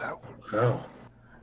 So you know, I said if he came in here, he'd get a drink, but he hasn't come in yet, and that's not like Meepis. He might still be over there. Just an alley outside the. Yeah, he's just over a couple alleys to the west. And what was the deal with that guy just now? Obviously. Oh, yeah. Well, you're talking about Milo. Milo's he comes around every once in a while. He pays his coin, but he's always looking for more. You know, he's always looking for more monies and people to give him monies. So selfish. So unless you're paying him, him something, he's gonna be pretty mean to you usually. Can't stand people like that. Oh, right, yeah. Just doing things just for the money. I know. But you too. I want you make sure your folks here, your little party is just filled with drink, so you don't have to go off making ruckus, huh? Yeah. Ah, Right. good. Thanks. Yeah. So can I kind of relay this information to the rest of the group? Sure. Yeah, you go over and kind of tell them blah blah blah the whole spiel. Hey guys, blah blah blah. There you go. He's in a corner. Yeah, he's Or in an alley. Yeah. Alley's crying for someone. Right. Then it seems to me that He's we should go and help him. Yes, let's go find him. We need him Vimeris- to boat the boat. Vimeris facepalms slightly. With his mask. Just Yeah, smack he your just mask. kind of holds his face for a moment. Should we all go together? Should some of us Yes. stay here and drink some more? Because the bartender seems to want us to kind of. No more splitting the party. I think we should stay together. I mean, I last think you're time you totally left us, fine. you got hurt. Yeah, I All think right, you guys well are then- totally fine. I quickly down the second flagon of ale that I had ordered. Give I me a chug it. constitution check, because that's a large flagon. I want to see how drunk Burbage gets Uh-oh. from this. Constitution check. Also, with some significant blood loss. Yeah, right. I'm going to give you disadvantage because of the blood loss. Oh God. So that's a 2. That's a 2. dear. All right, so I'm feeling very confident. Yes, you're feeling incredibly confident to the Yeah, point but of I shit-face. say, all right, let's go. Let's find Okay. Mr. Meeseeks, and Me seeks. hope we don't Yeah. run into this Milo fella because he seems major. I wouldn't mind testing my strength against him again. Yeah, that did hurt a bit of your pride there, Stormbringer. This human was able to pin you against a wall. Ugh. I put my hand on Stormbringer's knee or wherever I can reach. You're And just kind of wrestling, right? Yeah, I just kind of pat her, consoling, because I saw the whole thing. Yeah, I Okay. saw it. I'll pat you back on the head. Thank you, little man. But it's all right. I need to constantly better myself. All right, well, let's go. And I run out the door. All right, you run out the door. All right, you get outside. Vimeris, I feel, is following, but just shaking his head a bit. Like, Vimeris is done with this shit. Yeah, I don't know how. Can I investigate or something to find the alley where this guy is crying? yeah, it doesn't take long. Yeah, about literally 2 alleys over, there is sort of a huddled mass, and it's a very rotund dwarf who basically looks like he's in a ball at this point. I And- go over to him and I hug him. Just right. He goes, what's this? What are Hey, what are you It's doing? all right. It's okay. Everything's gonna be. Everything's okay. I'm It's not gonna be okay. all right. What's wrong, They Miss? took her. They took her. Who is All they right. and who is her? Does he look injured at all? He doesn't look injured. No, he doesn't look Okay. injured at all. Yeah. I'm gonna pass out a little bit and let everybody else take over. You're just gonna pass out? Yeah, I'm Just a little I'm bit. very, very drunk. You like, You yeah, just Okay. like slump against the wall in the alley. I love it. Uh. Yeah, you lean against the wall and fall asleep. He gave a hug. He's Yeah. done. So he's just like, they took her. Why did they just take her? Again, who is they and who is her? It's those bastards that were next to my boat. They took her. Was one of them named Milo? The bald one. He was named Milo. Yeah, Milo and his boys. They just took her. And the her is your boat. No, the her is her. Her.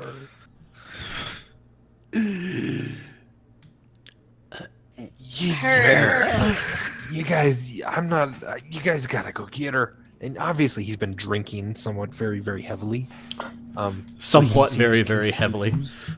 He seems confused. He seems unable to put much word together.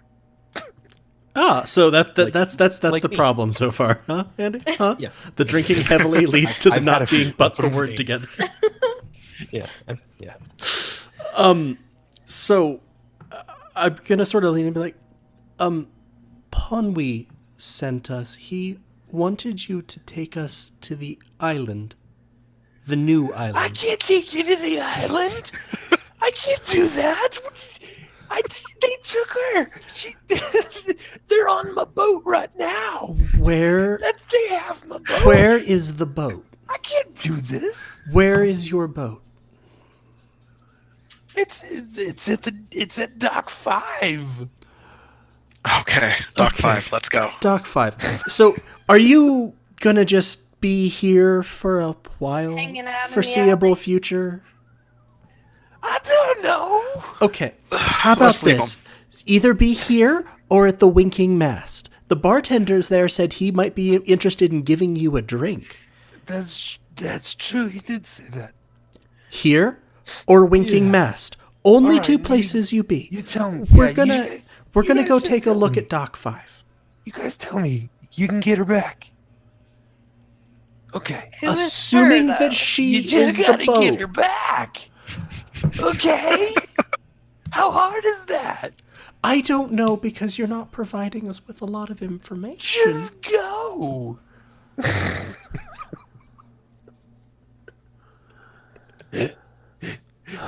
Bella, give me patience. Okay. I hope this is the most reoccurring character that we have in this campaign, so that you get this voice constantly. Okay. Someone wake up Burbage and let's go to Dock 5. I'm going to what I think is gently shake Burbage, but it's actually pretty hard shaking to wake him up. Yeah, it's actually quite hard, but that wakes him up. All right, just leave me alone. No, we have to go to Dock 5 to get her. Can't you just carry me, storm carrier? Well, yeah, I can, but I don't really do that. Generally, I just leave people who can't handle themselves by themselves. All right. You don't have to get all weird about it. Help me up. Okay, I'll yank him to his Somebody. feet. Okay, thank you. All right. Where are we going? What did I miss? You're going to Dock 5! Oh, To find God. her. Has he been talking like that? Yeah, Yes. pretty much. Let's get out of here. Yeah, pretty much what I'm thinking. Okay. Oh, man. I run toward the docks.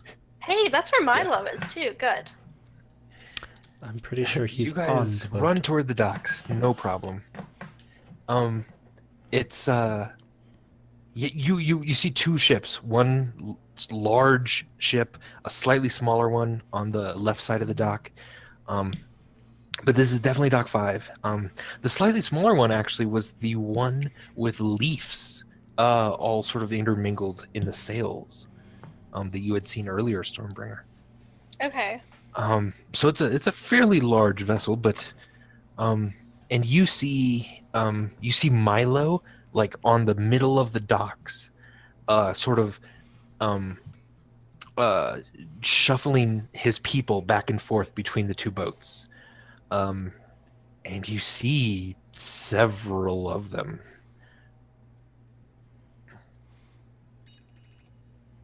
Whoa. What? Battle What music are just his started people playing. like doing going between the two boats? Are they carrying things or? It's hard to tell. Yeah, they're kind of carrying things. They're moving around. And you guys are all at the bottom of the screen. Also seeing all of this go on. So right now you really only see a couple people on the ship, on either ship. But it seems like the one on the left is Meepis's. The one with the leaves? Yes. Okay. And what are the people doing? They're carrying things from one boat. It actually looks like they're getting ready to set sail, is probably the best explanation of what's going on. Already on the right side, they're raising the anchor. And on the left, it seems like they're not quite ready for that yet, but yeah. So if no one else is doing anything, I'm probably going to sort of cheerfully call, "Hello, Meepis requested that we get her back." I've been assuming that her is a ship. But maybe not. Milo sort of finishes talking to some of his men and kind of turns around and looks at you and moves a little bit closer and says, "Oh, it's you guys again. Well, if you know what's good for you, you'd stay clear of this." You said we could fight. Come here You and fight me invite- like a man. I'd You invite rather we us here. not fight. Fighting should be a last resort and a last Yeah. option. We should just Well, then, have He a hasn't talk tried about strength this. Before. I didn't think you all would be stupid enough to come to me ships. Can I charge ahead? Right? Absolutely, yeah, you can charge in. I'm gonna go ahead and do that. You can move about 25 feet, so about 5 squares. All right, I do that. I think you can click on your guy and move him where you want. If I did that right, you should be able to move him around. I can move mine. I was Yeah. just checking. Do I hold it and click? I think you can just click once, Oh, And I think I got. Oh, select. move him Okay. up and down, or you could drag him to where And you I want. can move how far? 25 feet. 5 squares. Yeah, like 5 squares. Is that? Did I do it? 5, 10, 15, 20, 25. Yeah, like right here. Okay. Or there. Yeah, either way. Do you take out a weapon when you charge forward, or are you just like charging, going, "Ah!" I'm pulling out my my short sword. Excellent. This All right. this isn't That seems to be enough to let everyone know that there's a fight coming. Why don't we go ahead and roll initiative Okay. so that we have a turn order? Is that on the character sheet? Yep, should be on your character sheet. Initiative. Where am I? For some reason, it told me that I wanted to send the result of this to the turn tracker, but no valid token was It selected. said that for me too. Did you click on your guy? If you click on your token and then do it, that should Oh, do My it. bad. There we go. There we go. And Vimeris, do the same. You're in a fight now. As well as Stormbringer. If you click your token and then turn it, yeah. and you need to make sure that in the upper left-hand corner on select/move to the pan view. I don't know if that helps. There's Vimeris. Try it again, Stormbringer. I don't know why yours is not. There we go. Awesome.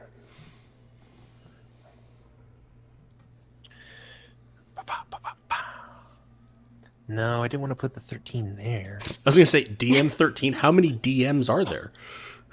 13 of them. It's there. I need to do it. Okay. Descending order. Stormbringer, then you're able to go first. Looks like there's a fight a brewing, Okay. which means Um. skirmish music. Yeah. So I'm going to wait, does that work? Yes. Kind of? Probably not. I'm gonna ask you if I can do this. It probably doesn't work. Go ahead. Can I first I'm gonna bonus action rage on, which I can do All right. regardless because I'm mad. Hell yeah. So I'm raging. Hold on. I love it so far. And then can I hold prepared action? Can I hold a prepared action and no wait, that doesn't make sense. Okay. I'm acting like I haven't played before. Hold on. Get her, chat. Okay. I know what I'm doing. No, you're good.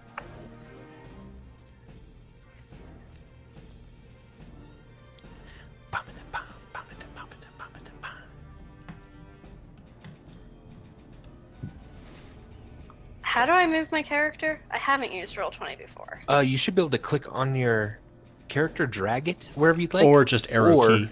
arrow it, yeah, up and down. After you click on the icon, yeah, like that.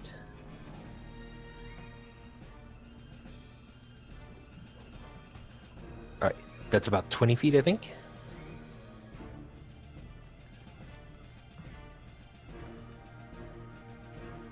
And then I'm going to prepare an action so that if he comes, if whatever his name is, or Hello. another enemy comes within range, I'm going to attack with my battle axe. I have my battle axe out. Okay, within range of the And my battle axe? shield. Awesome. Yeah. I love it. Okay. Burbage, you can go now. Okay. I keep running forward. Okay. You can move it, yeah. Should Wherever I- you'd like. Can I go Another right 25. up to Milo? You can get to about here. Well, yeah, Can I slide Go right under up. his feet? not quite. You can just get up to him, just enough to hit him if you want. Okay, I hit him. All right, give me an attack with whatever weapon you're using. If you're dual wielding, which means you have a weapon in each hand, you should have a regular short sword attack and then like an offhand short sword attack. Okay. And Just the click. offhand is 2. Is your second one, yeah. Oh, so do I click each one once? Yes, you can if you have both of them out. Yeah. But if you I only click- have one, then yeah. I've got both of them. Right, then give me So, both of them, yeah. first one, second one. The first one hits, so go ahead and click on the damage, which is just the word short sword in the chat. Okay. There you go. 8. Very nice. All right, that hurt him. Did you want to roll sneak attack? Oh, no, you can't. I'm sorry. Because Doesn't no one have else it, is yep. around you, and you were not being sneaky. You just ran up to him. Okay.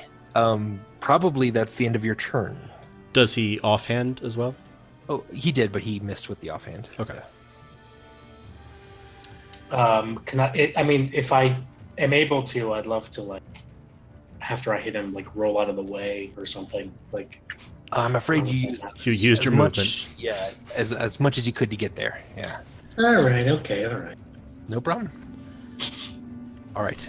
However, he's gonna kind of laugh at you, and then he's gonna go ahead and swing his longsword at you.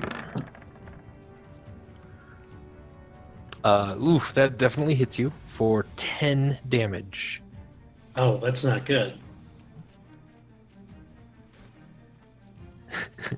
That's not good. Are you still up? No. He's gonna be unconscious Okay. now.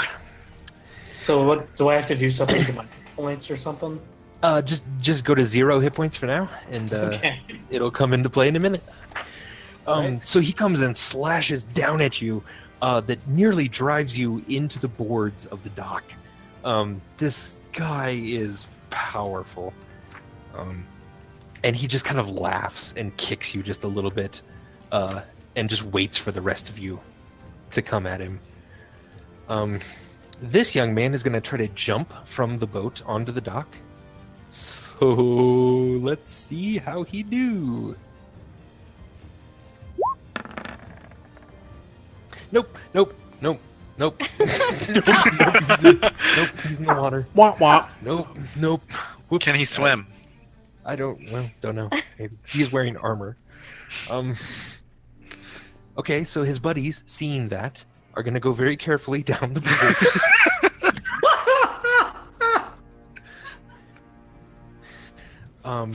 But they're shouting. They're shouting for more people to come.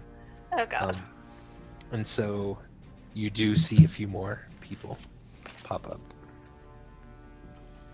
up from the lower decks of these ships. All right, Charity's turn.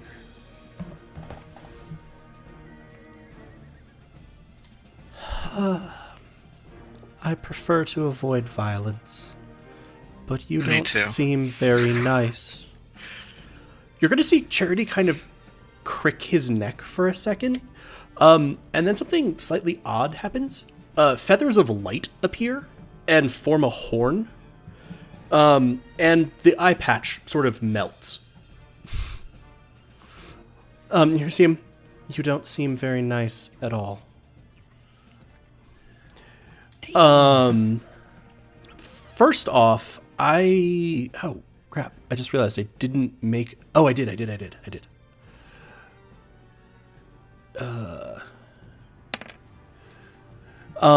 So Burbage Kemp just healed for 3.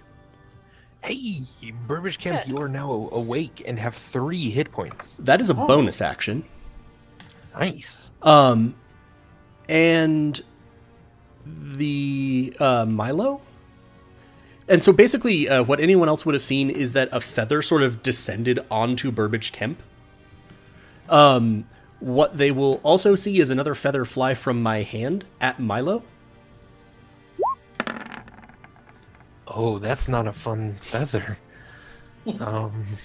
It misses him. He just barely sort of dodges out of the way of it.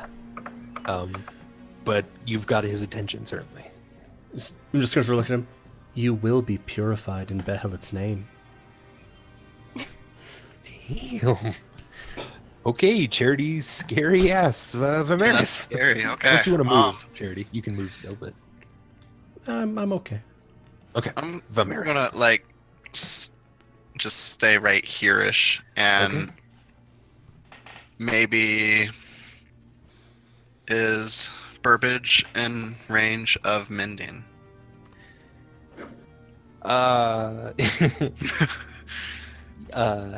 Is it 60 feet?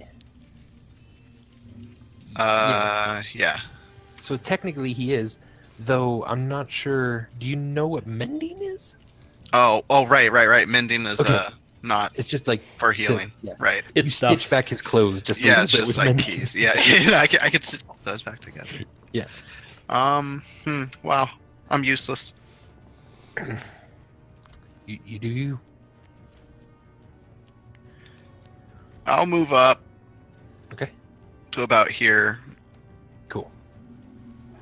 and I'm going to send a dancing light at the closest guy coming across the bridge, just to kind of startle him. This guy? Okay, cool. Yeah. Awesome. Very good. I'm going to get that out. And cool. Stormbringer. Okay.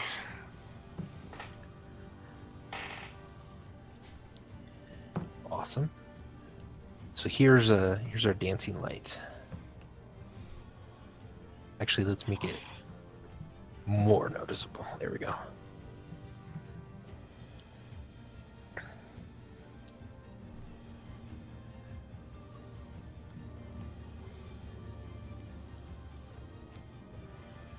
I'm going to attack this guy with my battle axe. Excellent. Kind of screaming nonsensical gibberish Okay. at him. Not even like just screaming, just literally screaming gibberish at him. Okay, he'll love it. Give From me an somewhere attack in the roll. back, you might notice that Charity sort of looks at the sky.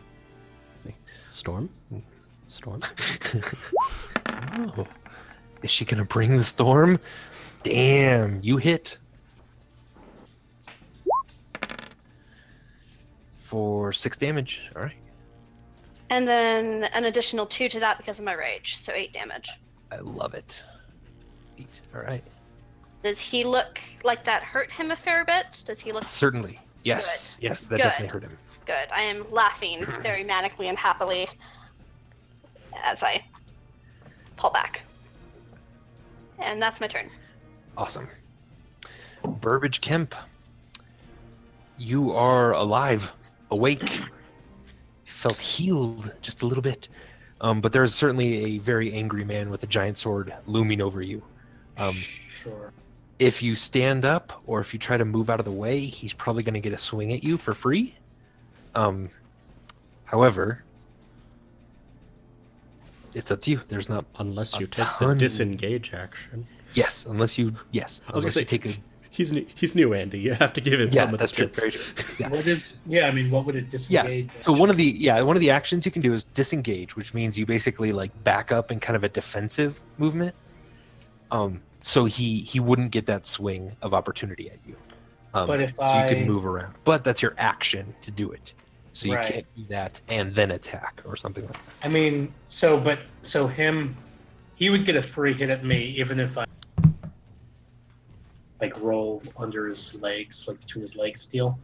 Right. Yeah. You can. Yeah. Yeah. Yes. He would definitely get a swing at you. Yes. I kind of want to do that though. I'm gonna roll between his a- legs. Okay. It's super cool. All right. Give me an acrobatics check to see how well you're doing that, and you don't roll off the dock.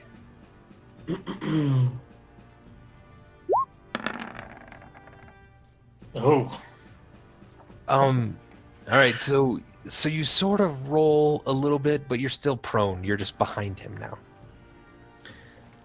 okay. So you definitely like roll between his legs, but he's not like put off necessarily by it. He's more just like, okay. Can I do anything else? Can I climb up his back?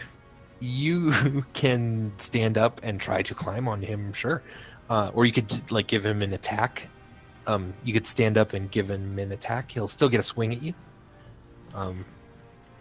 I'd like to climb up his back. Okay. That would kind of be your action to try to climb on his back at that point. So give me one more acrobatics check, and he will get a swing as you try to do that. But depending on how well you do it, he might have disadvantage. Better. That's amazing. Okay. You flip up on your feet and begin to climb up his back. He definitely tries. He swings his sword around so that the blade is almost facing him, and he like puts it then behind him like he's trying to stab you with it. He does does that hit you? No, a 13 does not hit you. So he misses. And you are now on his back, clinging on, being very, very distracting to him. Good job. That's my turn. All right. He's going to try to throw you off his back. So I need you to make a strength check to see if you can hold on.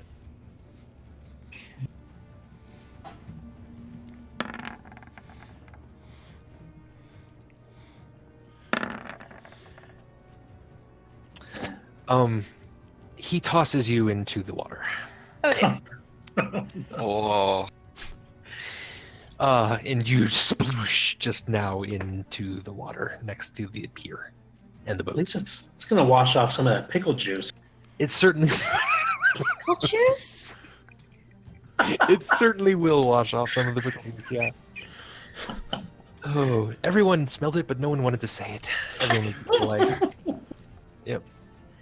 Charity wonders how this became his life.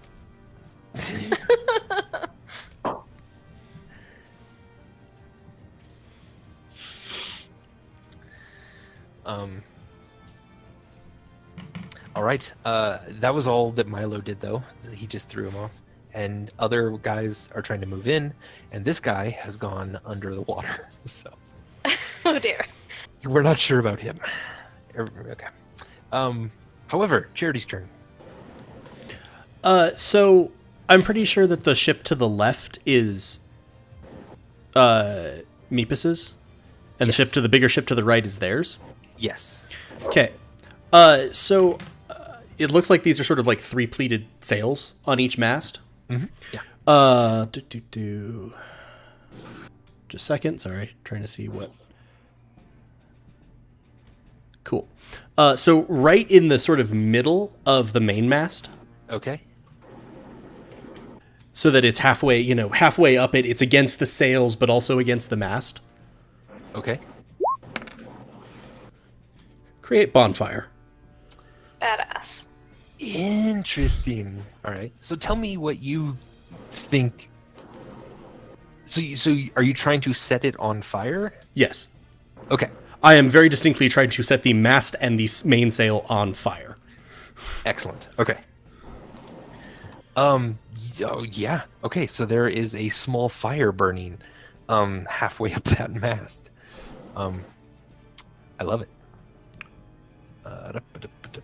Just to keep track of it, we will do that. All right. And then I'll move a You little gonna bit, move? Okay. just that much. And just gonna be like, bring the storm! Vimeris. all right. Vimeris is going to move up. Yes. Can he reach with his quarterstaff from this far, or? Not quite. You could move over here Okay, if you yeah. wanted to get into range, or even where your light is. Either way. So. Yeah, I'll use the light as like Okay. cover as I. I love it. No, I'm going to give you advantage since you're kind of blinding them with your light as then you move up. So the dancing lights, are you using them as the three separate orbs, or are you shaping them into a person? I've shaped it into a person that is sort of running ahead and Okay. just.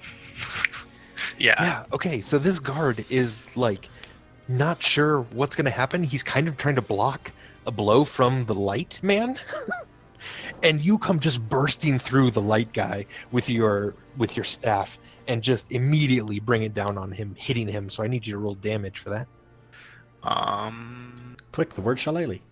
Oh, there. Yeah, just click the word. Sorry. Oh. That hurts him definitely. Yeah, that just it just stunned him just a bit, and he couldn't block it in time as your staff sort of swings through the light man.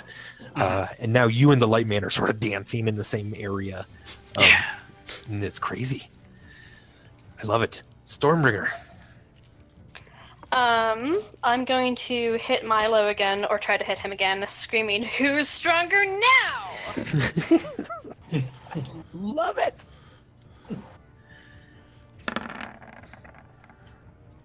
Well, that was a terrible roll. I'm afraid that one does not hit. Well, now I'm embarrassed. So then he says, "Obviously, it's me." So I look very enraged and also like ashamed. Like if someone who has gray skin could blush, Stormbringer would be blushing. Okay. All right, Burbage Kemp. Can I get into like a side skirmish with? Is that guy who fell into the still down here? He was down here last time you saw him, so you'd have to dive underneath the water probably to find out Yeah, I'm gonna. if you can. I think I'll probably just do. Can I? Yeah, like I wanna. If I have to dive underwater to see where he is. Okay, yeah. Certainly, yeah. You go ahead and dive underwater. And it's pretty clear down here, yeah. But you can see this guy. He's now over here. And he seems to be swimming to like his ship, basically. Underneath the water. Okay, I try to intercept him. Cool, yeah, you can swim about 25 feet. Water fight. Yeah, that'll do it. So you swim up to him underneath the water, and he's basically not paying attention to you. He's just trying to get to the boat as quick as he can without letting people know he's underneath the water. So can I do like some kind of sneak attack? He definitely sees you coming up at him. He's not going to get out of the way, but You're going to attack him, but yeah, you're not you going to can attack it sneak attack. I'll do a regular attack. yeah, but not a sneaky one. All right, so I still have my short swords out. Maybe Yeah, here's you those. swim with him. Yeah, do it. Give me both of them.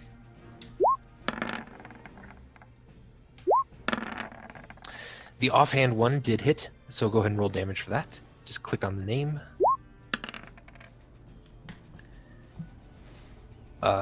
Excellent. Yeah, that hurt him quite a lot.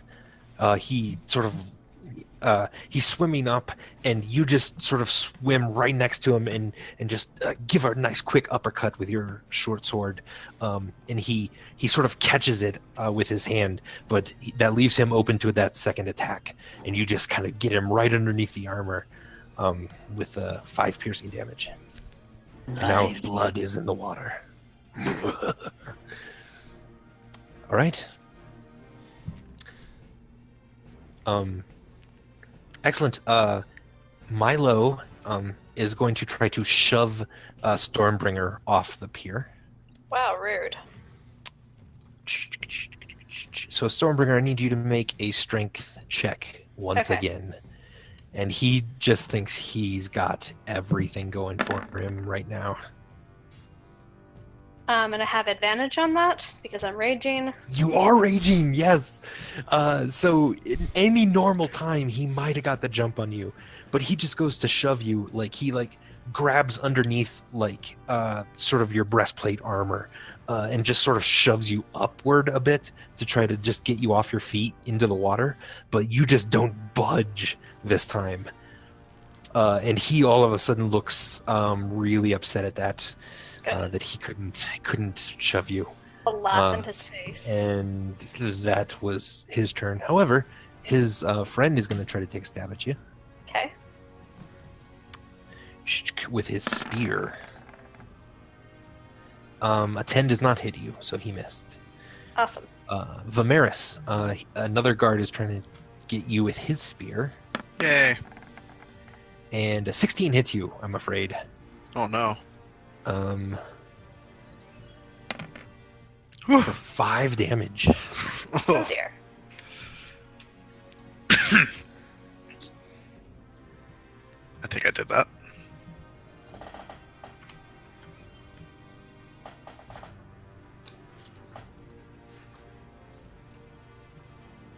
Awesome.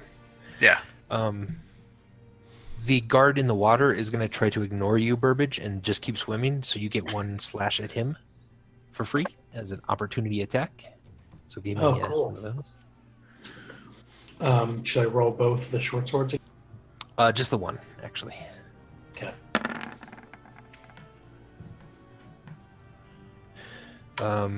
That does not quite hit. Oh. Sorry.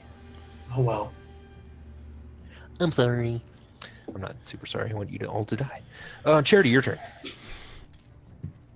So I'm just gonna also call out your ship's on fire. Nice. Followed by, but you probably have other problems. On Milo. Yeah. Nice. So he needs to make a dexterity saving throw. So yeah, just plume of feathers basically descends from the sky.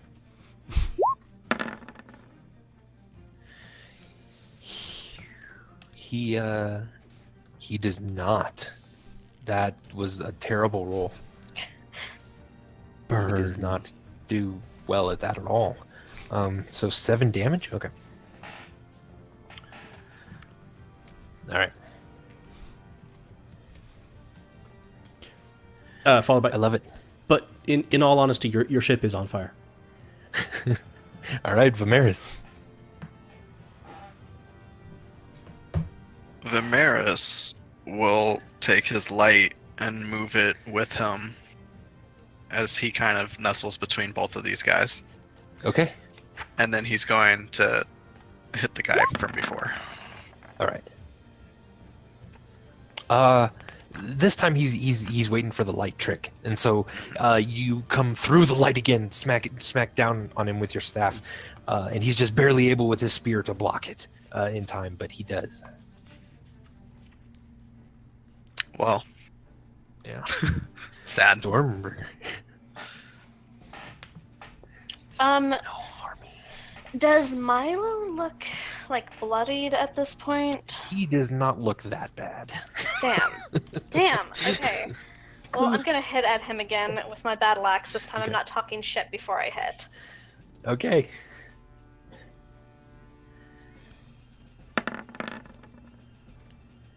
Oh, for God's sake. I'm afraid that does not hit him. He, again, quickly and very deftly knocks your blade out of the way with his longsword. Yeah.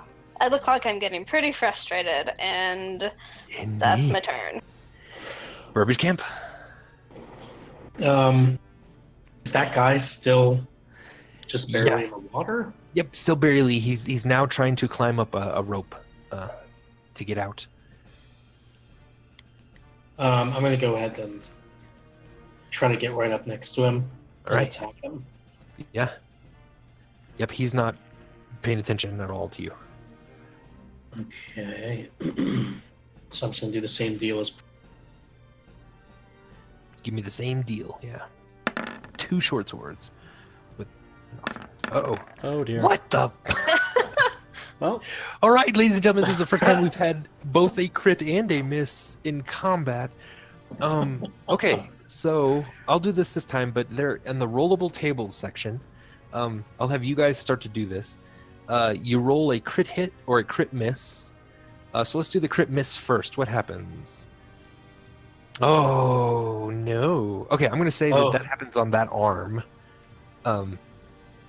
So you go up to stab at him, and you just the refraction of the water, you just completely miss, and you did it with such force that your shoulder just pops with your right arm, and you're in a ton of pain. However, with your left arm, yes. this is my favorite one. Okay, so with your left arm, which by the way, go ahead and roll damage for that one. I'm pretty sure it would be more than The a short permanent -2 to wisdom with a short sword hitting his head.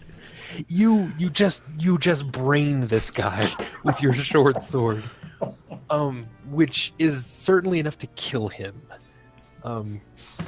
If he were still alive, he would take a -2 penalty to his wisdom permanently. However, you have killed a man who's trying to get on the boat. I He's feel good now- about it. He now just begins to float next to you. You should feel good. That was brilliant. I'm proud of you. Can he try to get up the rope with movement? Yeah, Oh, yeah, can I no, still... yeah, you still have movement, so you can get up the rope if you want, or swim back to the dock, or I'd like to maybe swim back up to the dock, maybe steer clear of the burning ship. You're welcome. okay. So if you go down here, there's a little rope on the side of the dock that you can Okay. climb up. Yeah, I'm gonna do that. Okay. Can that's I do all that? your movement. Yeah, all With your a movement. shoulder out of socket. Actually, you're right. Why don't you? You're at the bottom. You're at Shouldn't the have bottom said of anything. it. No, you're right. I would just, When blame you're the fact that you're a halfling. You're sturdy. Yeah, you're very sturdy, but yeah, your arm kills you. So that's as far as you can get. All right. Milo is going to yell, "God damn it! Our ship's on fire! Put it out!" And then he's going to... It seems like he's not messing around. He just wanted to push you in the water before. He was just playing with the halfling, but now he sees Stormbringer, that you're nothing to mess with.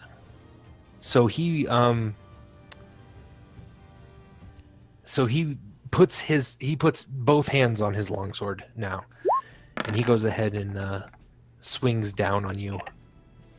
However, that misses completely, but God, he we just can't hit each other. he then swings up at you with the Oh longsword. dear. You were not expecting that second attack, and that one did hit you. That one sliced really good into like the top of your thigh, kind of upward. Okay.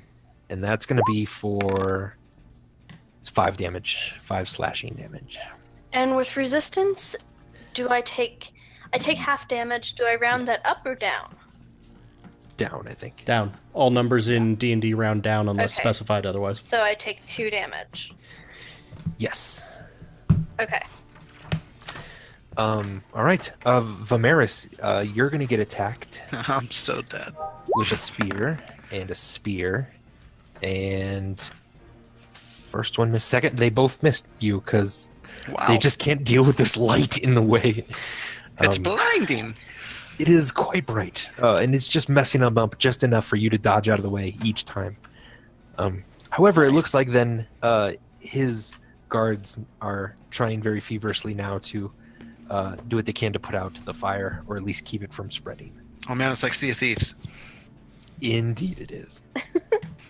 Whoops, I went too far. Charity. So does it look like now beyond just the bonfire, it is spreading to the sails? Yes. Yes, it does. I'm gonna go. Your ship is still on fire. Also, so are you. Indeed. And I'm gonna create a bonfire directly under him. Oh, jeez. Awesome.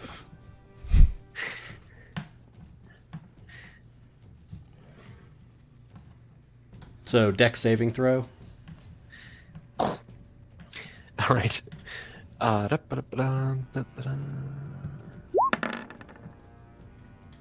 right, he's Ooh, fine. No, he absolutely jumps out of the way of that. 100% does. And I'm going to.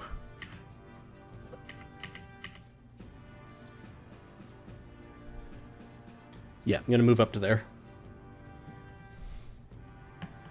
Awesome. And that should do it. Very, very good. All right, Vimeris. All right. Same thing. Shillelagh. No. Oh, man. Doesn't quite go. Maybe if I tried to move away, it'd be disengaging. You've already used your action to attack. Oh, okay. So they would get. They would swing both action. be able to attack you. Yeah. Yeah, okay, then I won't do that. All right, Stormbringer. I'm going to once again take a big swing at him with my battle axe. All right.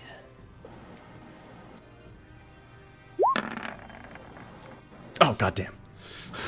That's much better this time. I know I didn't get the crit. I wanted the Yeah, crit. no, quite good. I need to just move that. 11. I think a +4 is for the crit. Yep. Yeah. So it's just the 11 plus the 2. Plus 2. Yeah. So 13 points of damage. Okay, now he's starting to actually look quite hurt. Quite hurt. Okay, now I'm going to yell, "Who's stronger now?" And that's my turn. All right. Is the storm just you yelling? Sometimes the storm doesn't want to come, Charity. Okay. I understand. Burbage. Can I try climbing up this rope again? 100%, yes. You don't even have to roll or anything. Or just do it slowly. Your arm is back in its socket, but man, it's extremely sore. But you're Did able I to kind of pop it limp. back in myself? Yes. You're able to kind of limp it back up onto the dock. Yeah. Cool. Hi. Hey, Charity. I guess I probably cannot get all the way over to Milo. Huh? 15, 20. Not to Milo, no. I You can probably get- don't really get want over to here. either. Yeah. I'll go over here. What are these guys doing again, right? Are they They're fighting Vimeris, yeah. Maris? Yeah, I could use the help. Yeah, This I'll, would be a sneak attack if you wanted to, because they're engaged with Vimeris. yeah, I'll do a sneak attack on. All right, both- give me an on this guy attack next roll. to me. Yep, give me an attack roll first with each of your hands. And then if you hit, you can apply the sneak attack. Okay, so I'm just doing the short swords. Yeah. Excellent. Yep, each of them hit. So do the first one first. And if you want to apply the sneak attack to it, you can. Yeah, I'll apply a sneak attack. All right, roll the sneak attack that's in there. I do that in my character sheet, right? Yes, there's below your like short swords and stuff. There should be it. I Yeah. think I put in there sneak attack. Another 2. Excellent. He is dead. He falls My to the ground. savior. As he goes to spear Vimeris, and you just know this one's about to hit. You very, very quickly just with your right hand just uppercut and kill him with that. So technically, your left hand hasn't actually gone off yet. So you So you like, could. Well, no, you have a short sword. You basically, unless you want to stab Vimeris, you can't really. I- that one. I don't want to stab Vimeris. Okay, I mean, just am had I- to is check. there I mean, there I'm any way- I'm kind of shady. is there any way that I could have, like, I mean, can halflings be on the same like could I have gotten adjacent to both of these guys so I could attack Not quite. both? No, yeah, you could have only gone this far. Yeah. Okay. If you had movement left, you could have then moved more and then attacked with your left hand. But you don't, All right. Well, sadly. I think I'll settle for what happened. Cool. Okay, good. Because that's what happened, yeah. All right. Milo is going to stumble out of the thing, but that means Stormbringer, you get an attack of opportunity. Synergy. Awesome. So go ahead and get an attack there. Yes. That hit. Give me damage. So +2. 8 points of damage. Yeah. Nice. Again, he's hurt. Yeah. He's gonna run onto his ship. Coward. I'm yelling coward after him. Yeah, and he's then just hacking away at the rope on this side, He burns so the that ship. you guys can't follow. All right. They're doing their best. They're getting the fire much lower, so it's only a little bit burning up here now. And they're still, and the ship has its anchor up and everything. It's basically ready to go. And it looks like they're trying to start moving forward with the ship. You can definitely now see a couple more guys have come up. And are working on the boat. But they are definitely moving forward now. So you're pretty sure this rope bridge is not going to last much longer. Just to let you know. So Charity. So I'm assuming I can see sort of the helm right around here-ish, Yes. I would Yep, assume. Back here. Yep. Yeah, that's on fire now. That's straight up. The entire wheel is now engulfed in a bonfire. Okay. Yes. All right. Behelit does not suffer evil. Do you want to move?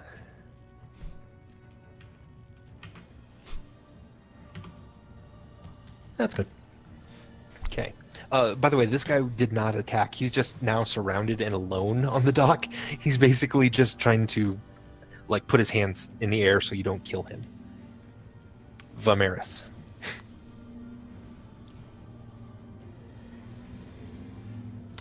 He won't attack you. Yeah, he seems to be keeping his word.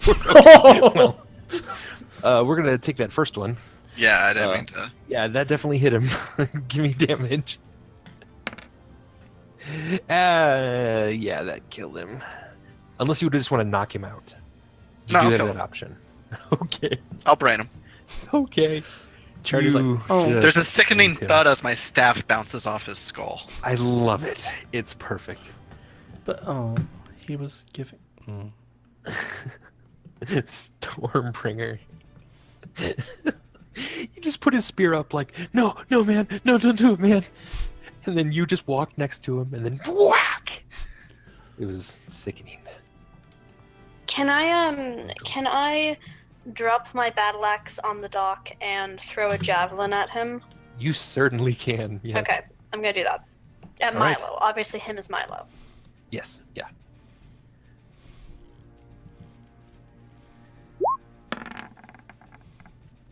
It hits. Awesome. If you snipe him.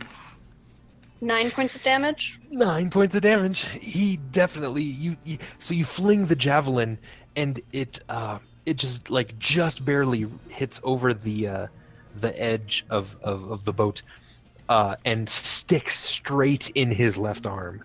And he definitely moves back a bit and is trying to yank it out, but is having a hard time. Okay. And he looks really hurt. Yeah. Good. Burbage Kemp.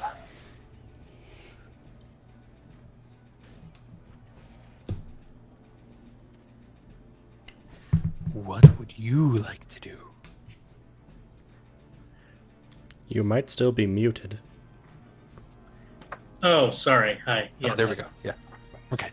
I'm not really sure what I want to do. I mean, Yeah. could I just pass out because of how weak and drunk I am? Yes, you absolutely can. Yeah. Because I'm pretty sure I just pass out. on Yeah. the dock. You killed that guy, and then you just sort of slump forward on top of him, so you're now laying on a dead body. Yeah, that sounds good. But- All right. The ship is moving away, though a bit aimlessly. As wonder why. as no one is quite taking care of the fire on the helm exactly yet. However, the ship is going to sort of peel away just a bit more. It looks like you've accomplished what you've set out to, though you haven't quite killed Milo necessarily, and he is now just getting out of reach of javelins and spells. How far away is he from me and from Charity? So by the end time the ship is now starting to sail away, he's about 200 feet. So, like, if someone walked to the end of the dock, still in range of some things. 160 or something. Yeah, I don't have anything for that. Damn. at a disadvantage, or yeah. Because I don't know if your javelin goes 160. Maybe It It does. goes 120. Yeah, I was gonna say its max range is Max. 120. So it looks like they're going to sail away, though just maybe burn up in a little bit. Who knows? I hope so. All right. that means that we are out of combat, and you have all survived your first combat. Oh, Dungeons and So, Dragons. do I now feel that like the evildoers are no longer in my grasp to reach? Yes, you do feel that way. Pretty instantaneously, the eye patch is going to reform and the feathers dissipate, so I no longer have a right horn. Excellent. I love this battle form that you have. Goodness. You have survived. You've saved the ship. Though, I'm afraid that concludes tonight's episode of Goats and Dragons. If you enjoyed this and you are curious to see where we go, please follow us on Twitch, where we are simply Helpful Goat, or subscribe on YouTube at Helpful Goat Gaming. We are a small independent game design and media firm, and could really use the support. If you'd like to know more about us, our streams, our company, our upcoming projects, or just us, you can visit us at helpfulgoat.com. Follow us on Twitter at helpfulgoat, or check out our Facebook page at helpfulgoat as well. Thank you so much for watching. We immensely appreciate it. From all of us on Goats and Dragons, we wish you an excellent evening. Thank you for watching. Have a good night, everybody. Bye. Bum, bum.